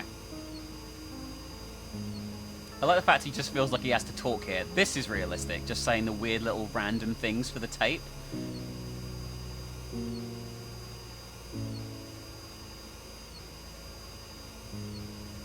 Alright, where the fuck else is left? That even with such severe There we go. burns, skin, fat, muscles, peritoneal fascia, the organs are all present and correct. A reddish-pink tint indicates high carboxyhemoglobin levels, the All right. level of which I will determine from a sample of blood. Alright, I'm gonna get that blood sample here, guys. Here we go. Alright. No, I'm not. I'm gonna just fuck around, apparently. There we go. That brought the tools back. I will Excellent. be inserting needles into the heart and femoral artery. Give it the suck. That means we have to do the centrifuge bollocks, though, What doesn't it? interests me here is not the presence of this substance itself, but rather its percentage count. But first, I'll need the values for the centrifuge. Oh, gotta go and get the notebook. Oh god, that we never take it to the office with us, even though we need it every single day except one so far. There's only been one day where we haven't needed the notebook. I feel like I've been here forever.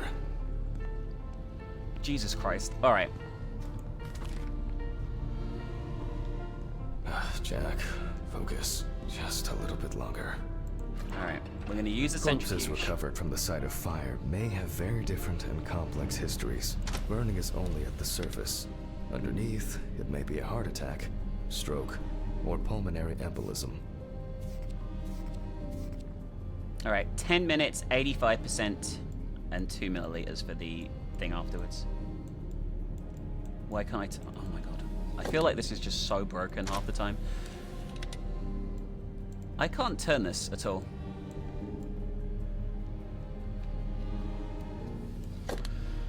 Why? Why? Why is this so fucking broken? I don't know what to do, guys. It won't let me turn it. It won't let me turn it. Oh, we need to put it in. We need to put the thing in first. I'm an idiot. That was me being an idiot for the first time. It's probably not the first time.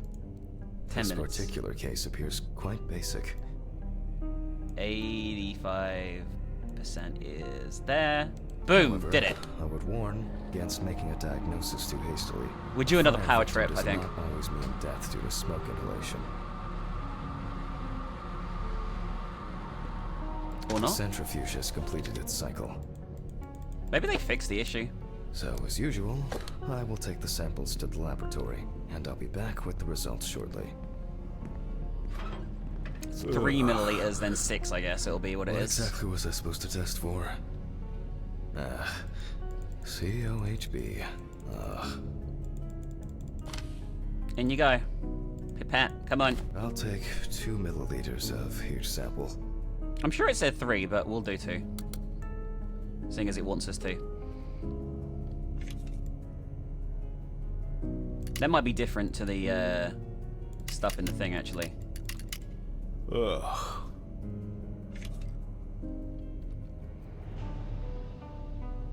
God, okay. 3, 4.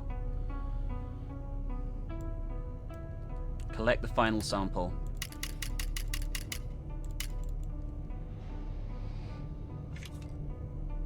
Okay. Let's see what results we get. Well, confirmed. Alright, I'll note this down and perform a check of the organs. What? Where? Mr. Ridley? Search through the complex to find the lost body. Why did he take that fucking body? I will say, I feel like it's an unusual conclusion to jump to that someone just I don't took it. understand what's going on. I thought it might be sitting on a loo or something.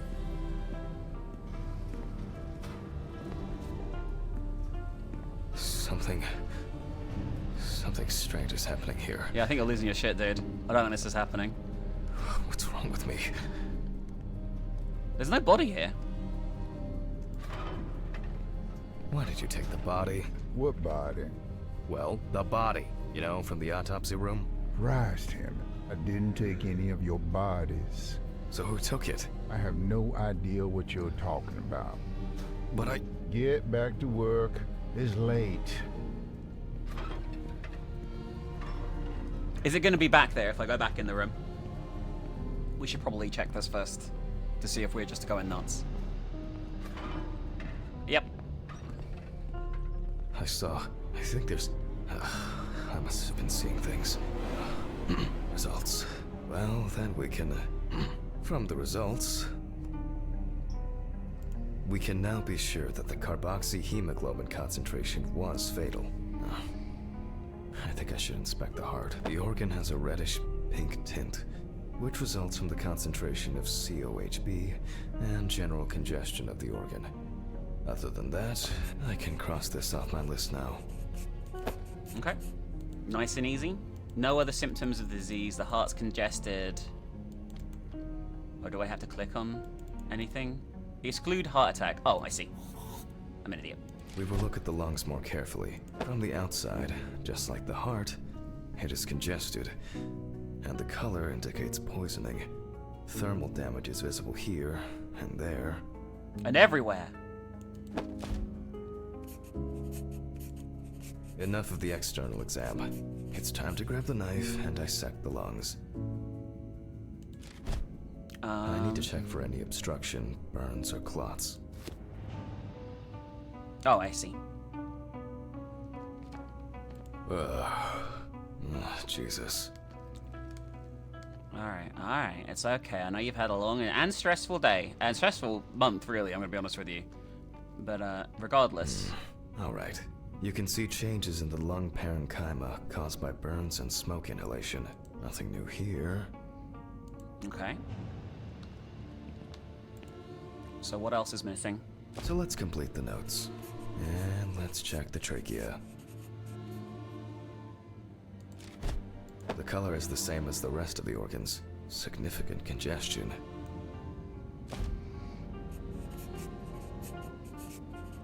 Let's see what it looks like inside. Okay.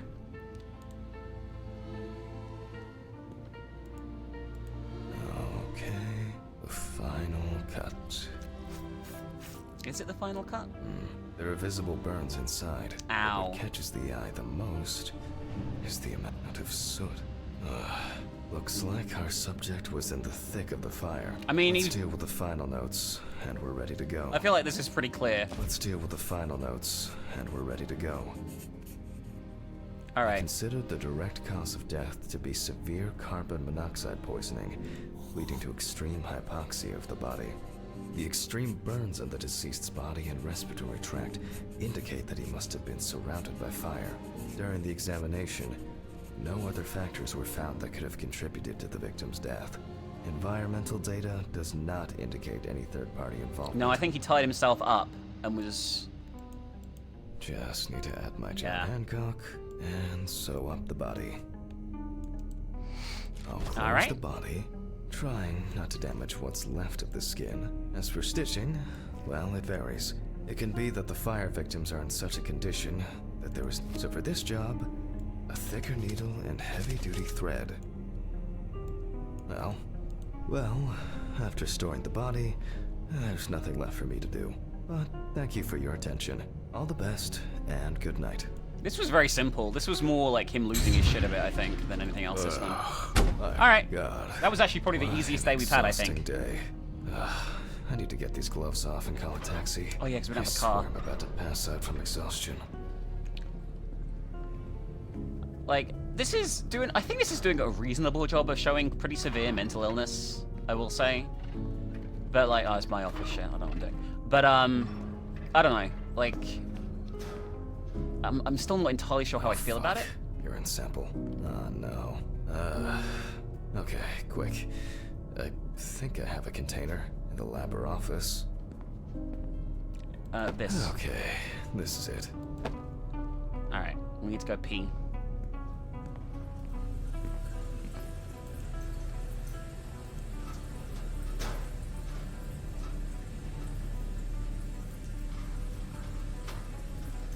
I wonder if we're gonna get fired. I'm dehydrated. I should drink more water. Or coffee. We never read that letter at any point. It was like forgotten. Is that the first time we've seen Ridley's face, by the way, like properly? Oh, yeah. As expected. Sleeping. I don't think he is! I'm jealous.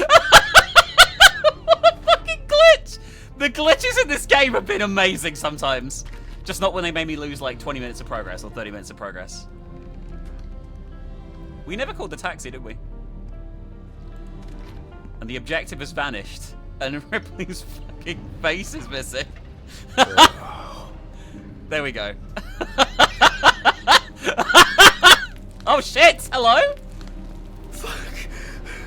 What's going on here? You know what's funny? I bet if I clicked on the phone fast enough, he would have acted like nothing happened and just made the phone call. We're still wearing gloves. Hurricane Taxi, we will take you wherever the wind takes you. Hello. I would, like to order a taxi to 574 Presley Street. Okay, hun.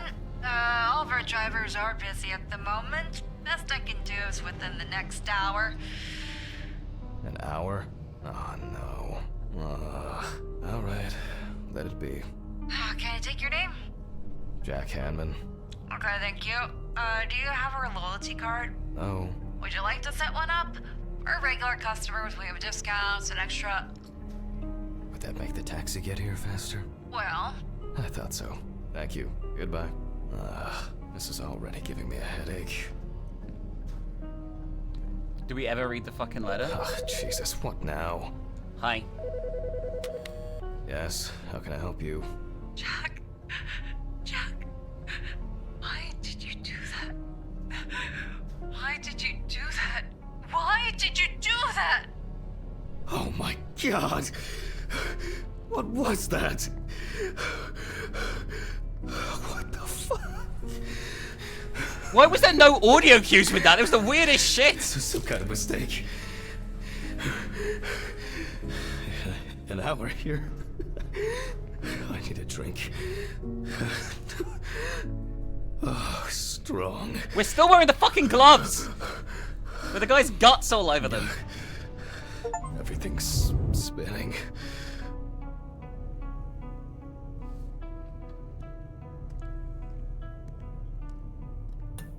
Oh no, what the fuck is this gonna be?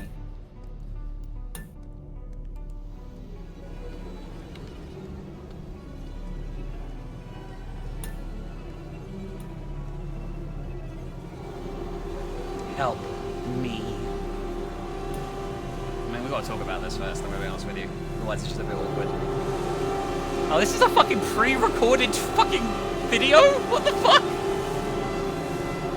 The cutscenes are low quality MP4. This is weird when this happens again, by the way. I think it's so strange. It means like the engine probably couldn't handle this. Like, without like fucking up the game. Very strange. Like decision. We're on chapter 5 now, right? We are, and the game just saved. Excellent.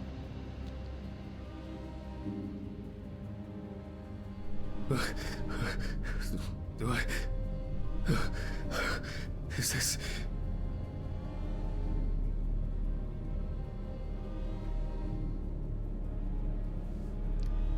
I think this is the final chapter. Fucking shits. They went too far this time. Oh shit. What's... What's that? Oh, fuck. Alright, so let's have a look what's going on here.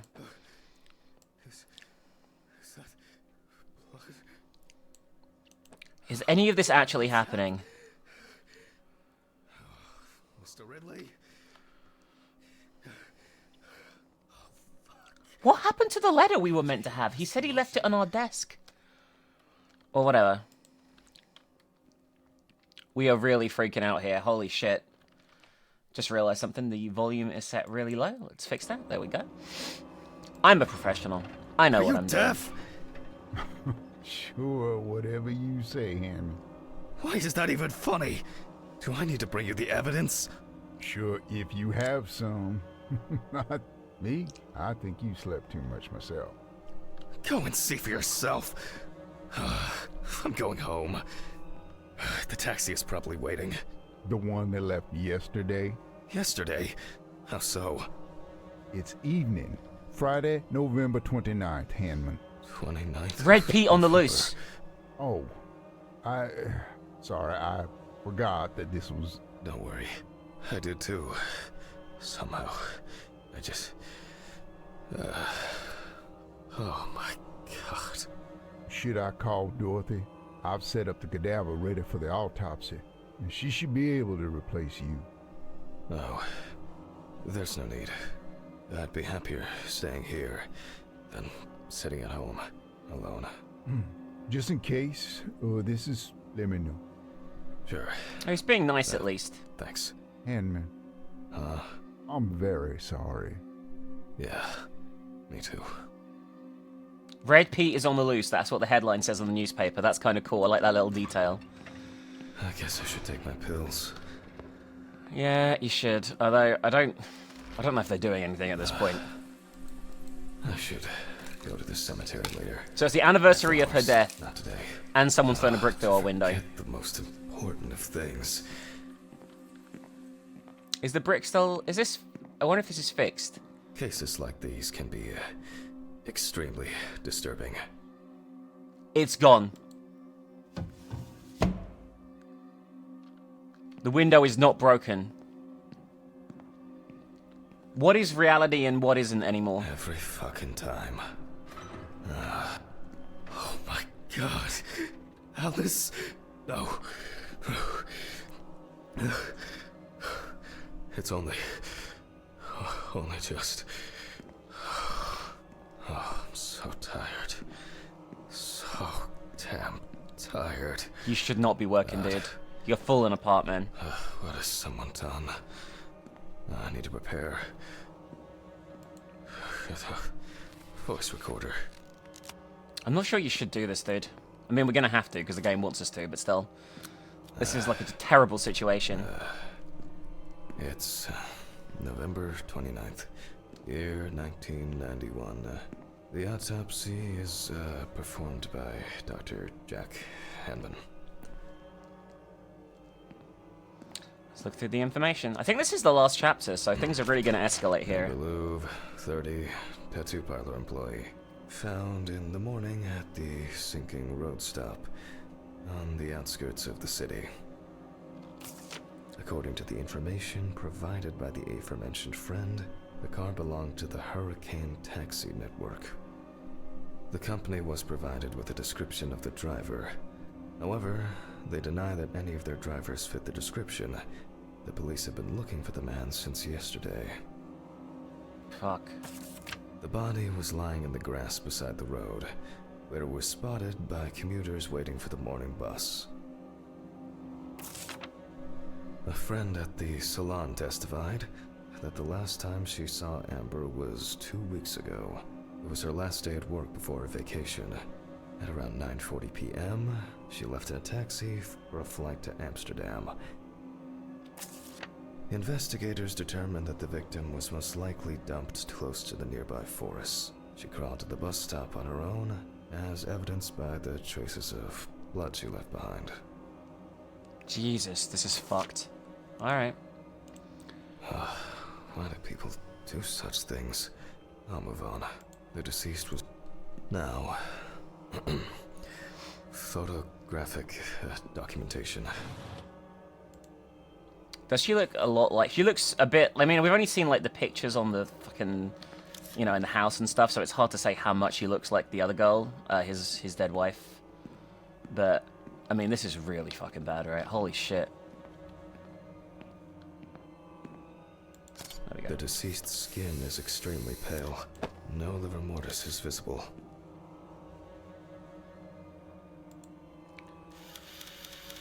I really quite like this in the end. Caked in dirt and mud. Like, it's like a crime sim, though. Which is kind of refreshingly different. Like, the mortuary assistant was fine, but wasn't really my cup of tea. Irregular slashing cuts. Someone has gone an absolute town on The her. deceased is missing her right arm. Yeah, that's pretty bad. The deceased is also missing her left leg. Fantastic. Alright, it really wants me to zoom in The on palm this. and front of the hand is covered with numerous wounds. Okay. Looks like she fought, but... You know what would have been a nice detail there? Had her open her eyes as I zoomed in. I don't know if you could actually do that, though, like tell when the player was doing it. Extensive hematoma on the victim's forehead.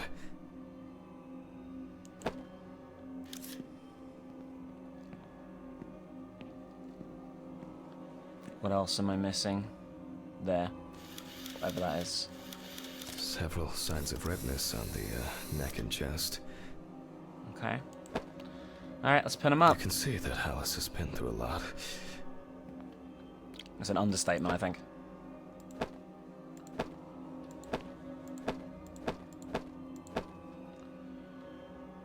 Her name is Amber, not Alice.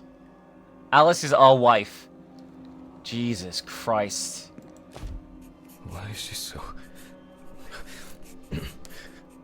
Focus. The overall picture is... I'll grab the magnifying glass. Yeah, he's falling apart doing this. The wound looks relatively fresh. The deceased could have fallen, or maybe she was struck hard.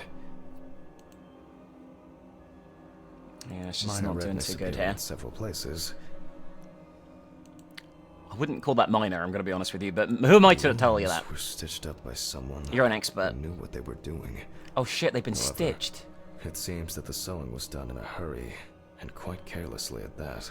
The sewing was done in a hurry while she was still alive, because she crawled to where she The was wound on the found. bend of the elbow seems much deeper. I'm wondering about this bruising.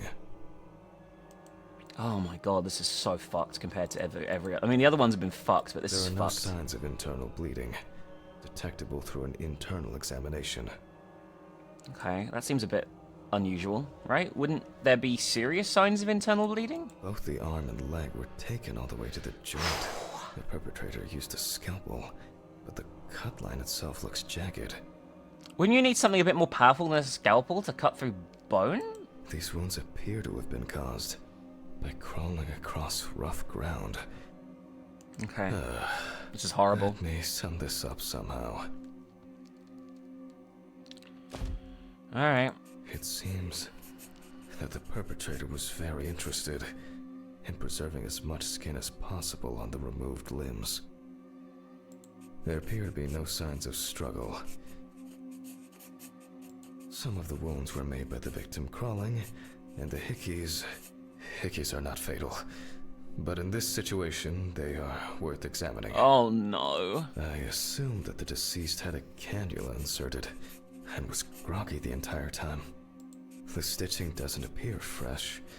Amber appears to have suffered like this for at least a few days. Oh, that's so fucked. We do not know the exact circumstances of the wounds, or the conditions in which the deceased was kept. This injury could have been fatal for Alice. The perpetrator definitely didn't realize how tremendous will to live she had. Even though the wounds were stitched closed, they were clearly reopened by the act of crawling. Alice suffered a lot because of this sicko. Exsanguination.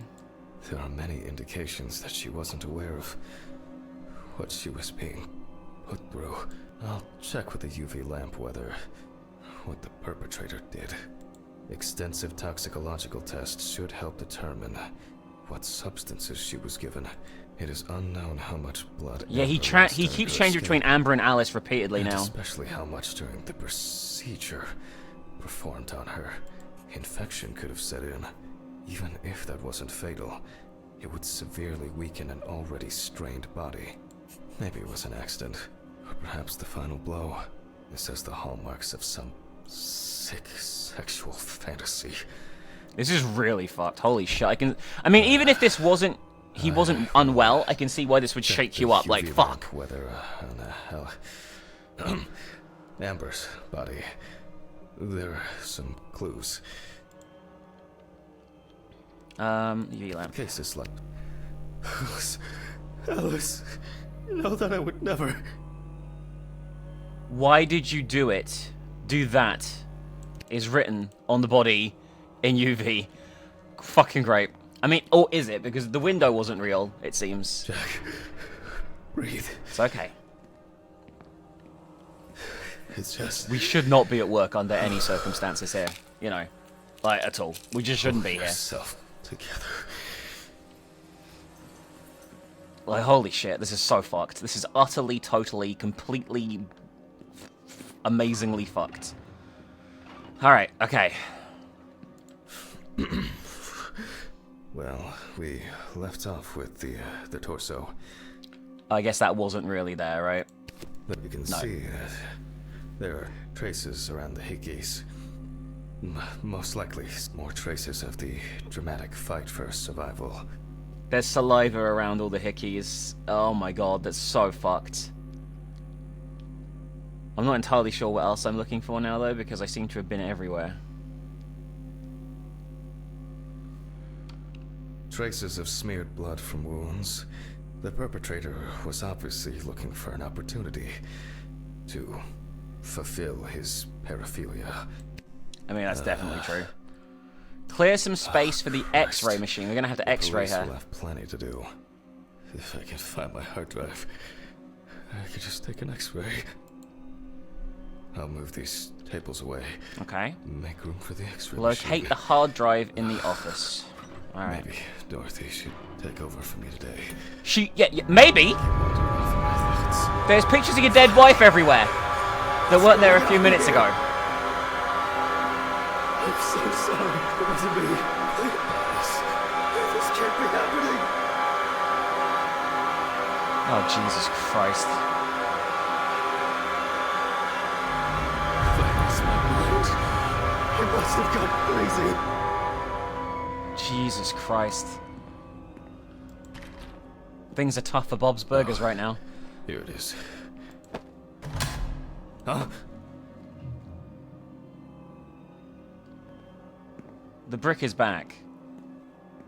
I think I'm just tired. Was there someone out there? Was there someone out there? I think I saw the X-ray machine in the lobby, by the way. These bulbs need changing.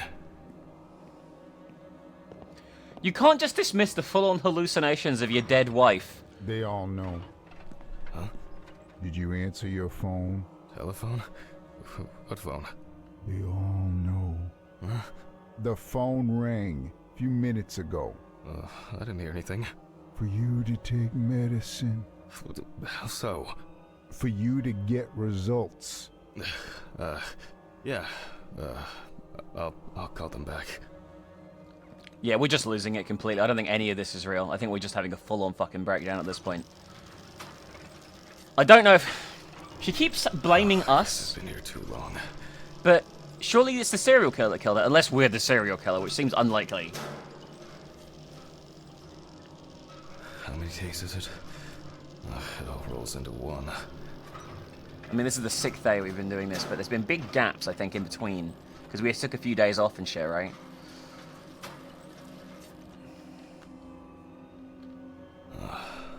Alright. Now I need to set the machine up. Okay. I'll attach the hard drive. Now fire it up. Take the detection plate from the side of the machine, okay? Mount the panel under the head of the corpse. I'm not entirely sure what that means, so bear with me, everyone. Oh, I see. Frame the head and take the X-ray. Oh, now center it between the eyes at the root of the nose.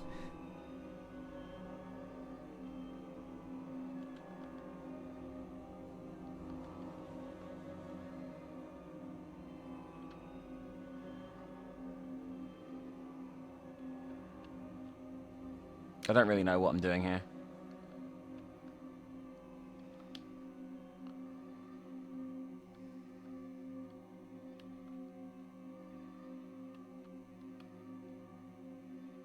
Like, center it between... Frame the head and take the X-ray. I feel like this is pretty framed. Right?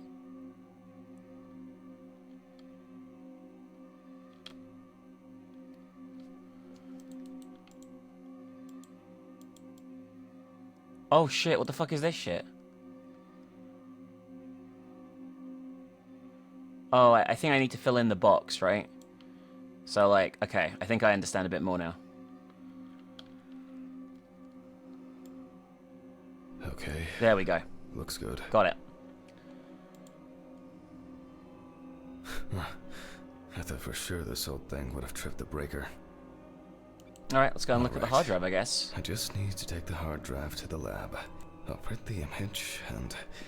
I need to check the frontal bone, crystal galley, aneurysm, internal auditory canals, Alice, ethmoid, and frontal sinuses. Why did this have to happen to her? The greater and lesser wings of the sphenoid bone and... We're just falling apart. Connected. Now, just to upload the image, and now I can print it. Okay. I don't know what's going to happen Looks here. like a good expo. Why can't I see the wound? I need to look at this in the light box. View the X-ray on the light box. I'm going to be honest with you guys. I don't know what a light box is. So... I wish it told me where it is. Ah, here. This thing. Got it. I guess I'll have to repeat.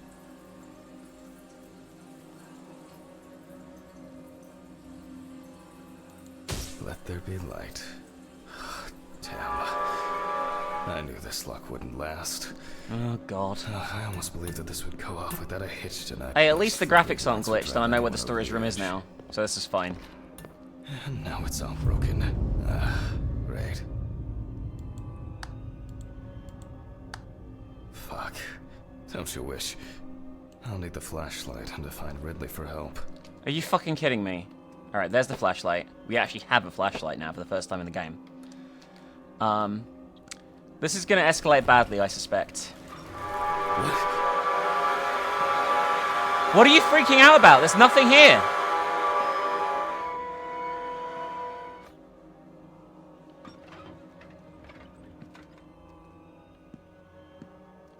Check in with Ridley? He's not here. There's a surprise. Why is it that whenever I need Ridley for something, he magically disappears into the ether? Oh my god. Oh, alright. What now? I'll start the generator in the shed. Maybe it's been left unlocked. For This is once, a terrible idea. Ridley's carelessness will be useful. I guess our car is... Ugh, it's getting Hang on. cold. It must have rained earlier. Our car's back, which means that And maybe it never looks happened. Like it won't be as simple as I hoped. That isn't normal, right? I have absolutely no idea what I can tell what is real and what isn't anymore. Great. And the keeper of the keys has left his post. God, I haven't even started the dissection yet. Fuck it. I'm gonna get a hammer. I don't Okay. have the time or the strength. Okay, that was a coffin that fell over there by the thing.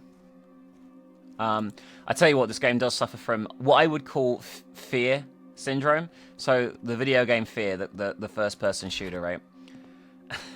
A lot of the time with Fear, okay, when you shoot, when you're doing stuff, sorry, in Fear, right, you can't see all the jump scares because there's other stuff going on.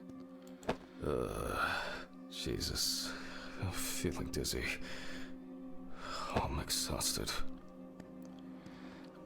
So you'll like miss a scare. There'll be like a spooky noise play, but you won't miss it because Alma's like doing something behind you and you didn't react in time and look. There's lots of times when spooky music plays in this, like something's meant to be cool, but you can't actually see any of it.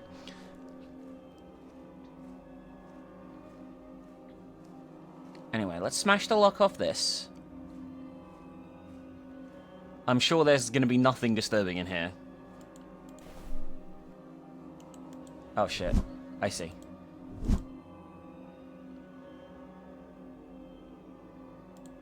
God damn it. It's actually holding up.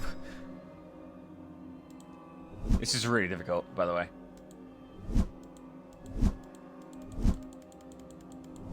I don't know what to do here. This is so fucking hard.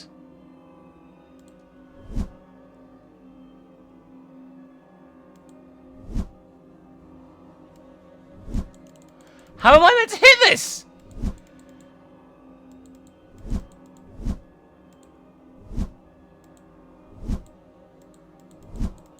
Is this what? There's no way this is real. Oh, well. There we go. Jesus. What an awful quick time. I am not doing well. Something's missing here. Some kind of switch or crank. Oh no. There's so much shit in here. Oh, we found it. I think this will work. So who took it off, though? Alright. Now, just to crank it up. Something wrong?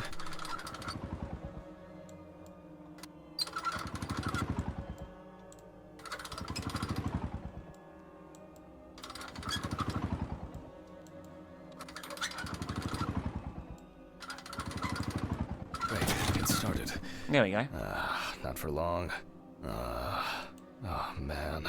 Maybe it's low on fuel? Empty. Sure would make a nice decorative ornament for the garden, though. Alright, locate some fuel. I feel that might be easier said than done. Can we just siphon the fuel from Thingy's car because he's a twat?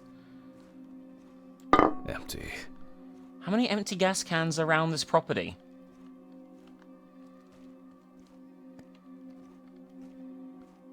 Maybe in the basement?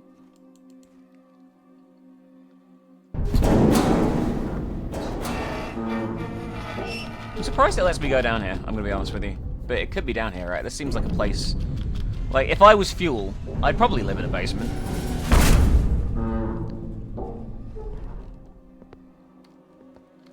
Nothing inside, just... empty now. What the fuck was that? Oh, this. How did it end up here? It says wife killer. And it's the photo of those two we mailed to that woman at the beginning. Well, maybe you did do it. I mean, I don't know if you did.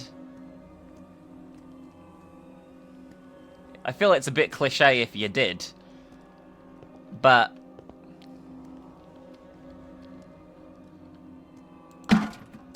Finally. Okay, that's the one. I'll just start this thing and call Dorothy. That's probably for the best. I think I've had enough. I shouldn't even be here. Not today. Just pull the fucking thing in, alright?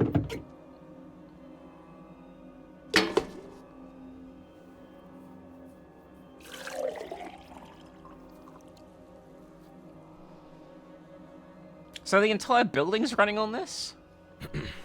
Surely not, I right? guess that's enough. Nice. Right. Another empty jerry can to add to the collection. I'm not used to this, but...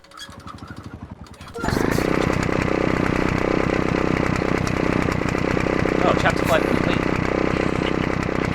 Oh shit! That was not Alice, I don't think. That was like a man dressed as a lumberjack. My head. What just happened? What the fuck? Who tied me up? It's only for a moment. Oh, Sorry, Steven. man. Steven? What the fuck do you mean? Think I hit you too hard with that shovel. Oh, haha, great fucking joke. Untie me now. I don't have the energy for your shitty games. Mm-hmm. Me too.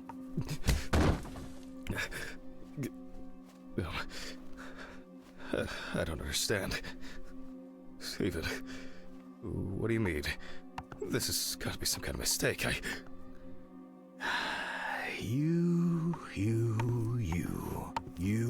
and your moaning, you and your problems. You're not the victim here. But... Shut up! Can you shut your mouth for just one fucking second? To me, you are just a murderer. What? What? Knocked down? You thought I didn't know anything? I don't have any idea what you're talking about! Steven! My poor sister. Even now, you can't muster up any courage, any honesty. You disgust me. I suspected you from the beginning. As soon as I found out that Alice is dead, I knew it was you. Tumors, aneurysms, unexplained circumstances. Who are you trying to fool? For God's sakes, you're a doctor! Steven, no. It doesn't work like that. Shh! I haven't finished talking. Why did you lie, Jack? Why didn't you say anything? You confessed! I knew I had to do something about it myself. Any of this making any sense yet? Threats? A ring? Photos? Red Pete on the loose? He died in that accident, by the way. You sick fuck. Yes, I am! You've no clue just how much. Oh, I'm on some fantastic fucking drugs for it. Only, I've been slipping them to you. I was hoping to break you down, that you'll be pushed into doing something drastic to yourself, and I'll just stand there and watch. Her tumor was incurable. That's a filthy lie. This... It was only a matter of time. Again, lying! So she died of I saw cancer. the scans. Well, who's Red Pete then? You know what? I think I've had enough of your bullshit. All right. Okay. I lied. But hear me out. We had an argument that day. Worse than Oh, usual. Jesus. I was drunk. And I was angry. There was a fight. I pushed her. I pushed her against the wall. She hit her head and she fell. She fell. Yes. Just like that. Limp and lifeless. I panicked. I thought, I don't know. I didn't think at all. I was afraid I had caused it. That someone will accuse me. That it'll be the end of my career. When I called an ambulance, it was too late. Way too late. It wasn't an accident. And then I lied. I said that's how I found her. That I wasn't there with her. And now, there's not a day that goes by that I don't think about it. Everything. This whole year. Just dead memories. As if I didn't exist at all. Since that day. Fuck, here we go again. Even now. Even now, you have the nerve to lie. Steven, I'm sorry. He's gonna kill us. Too. It wasn't an accident. You understand now?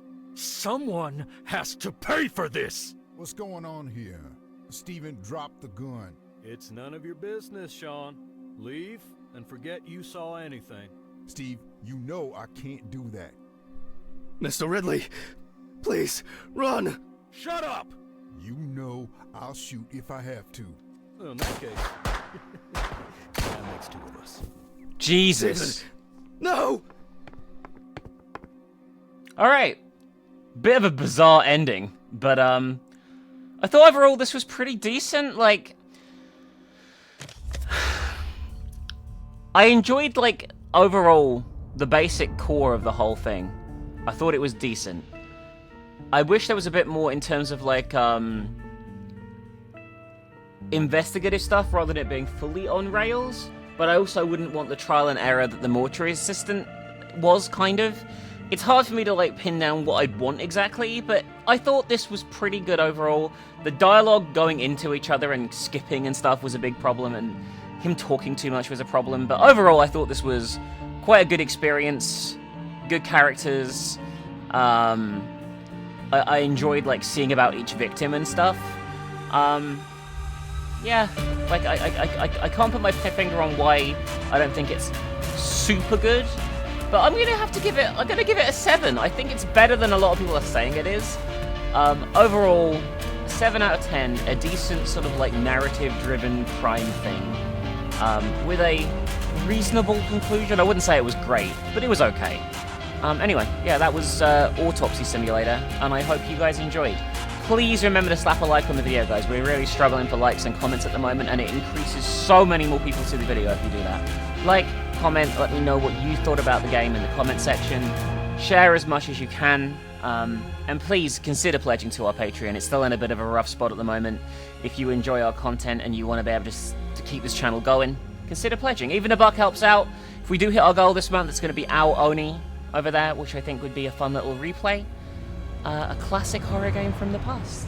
Anyway, thanks for listening, everyone, and I'll see you later. Bye-bye.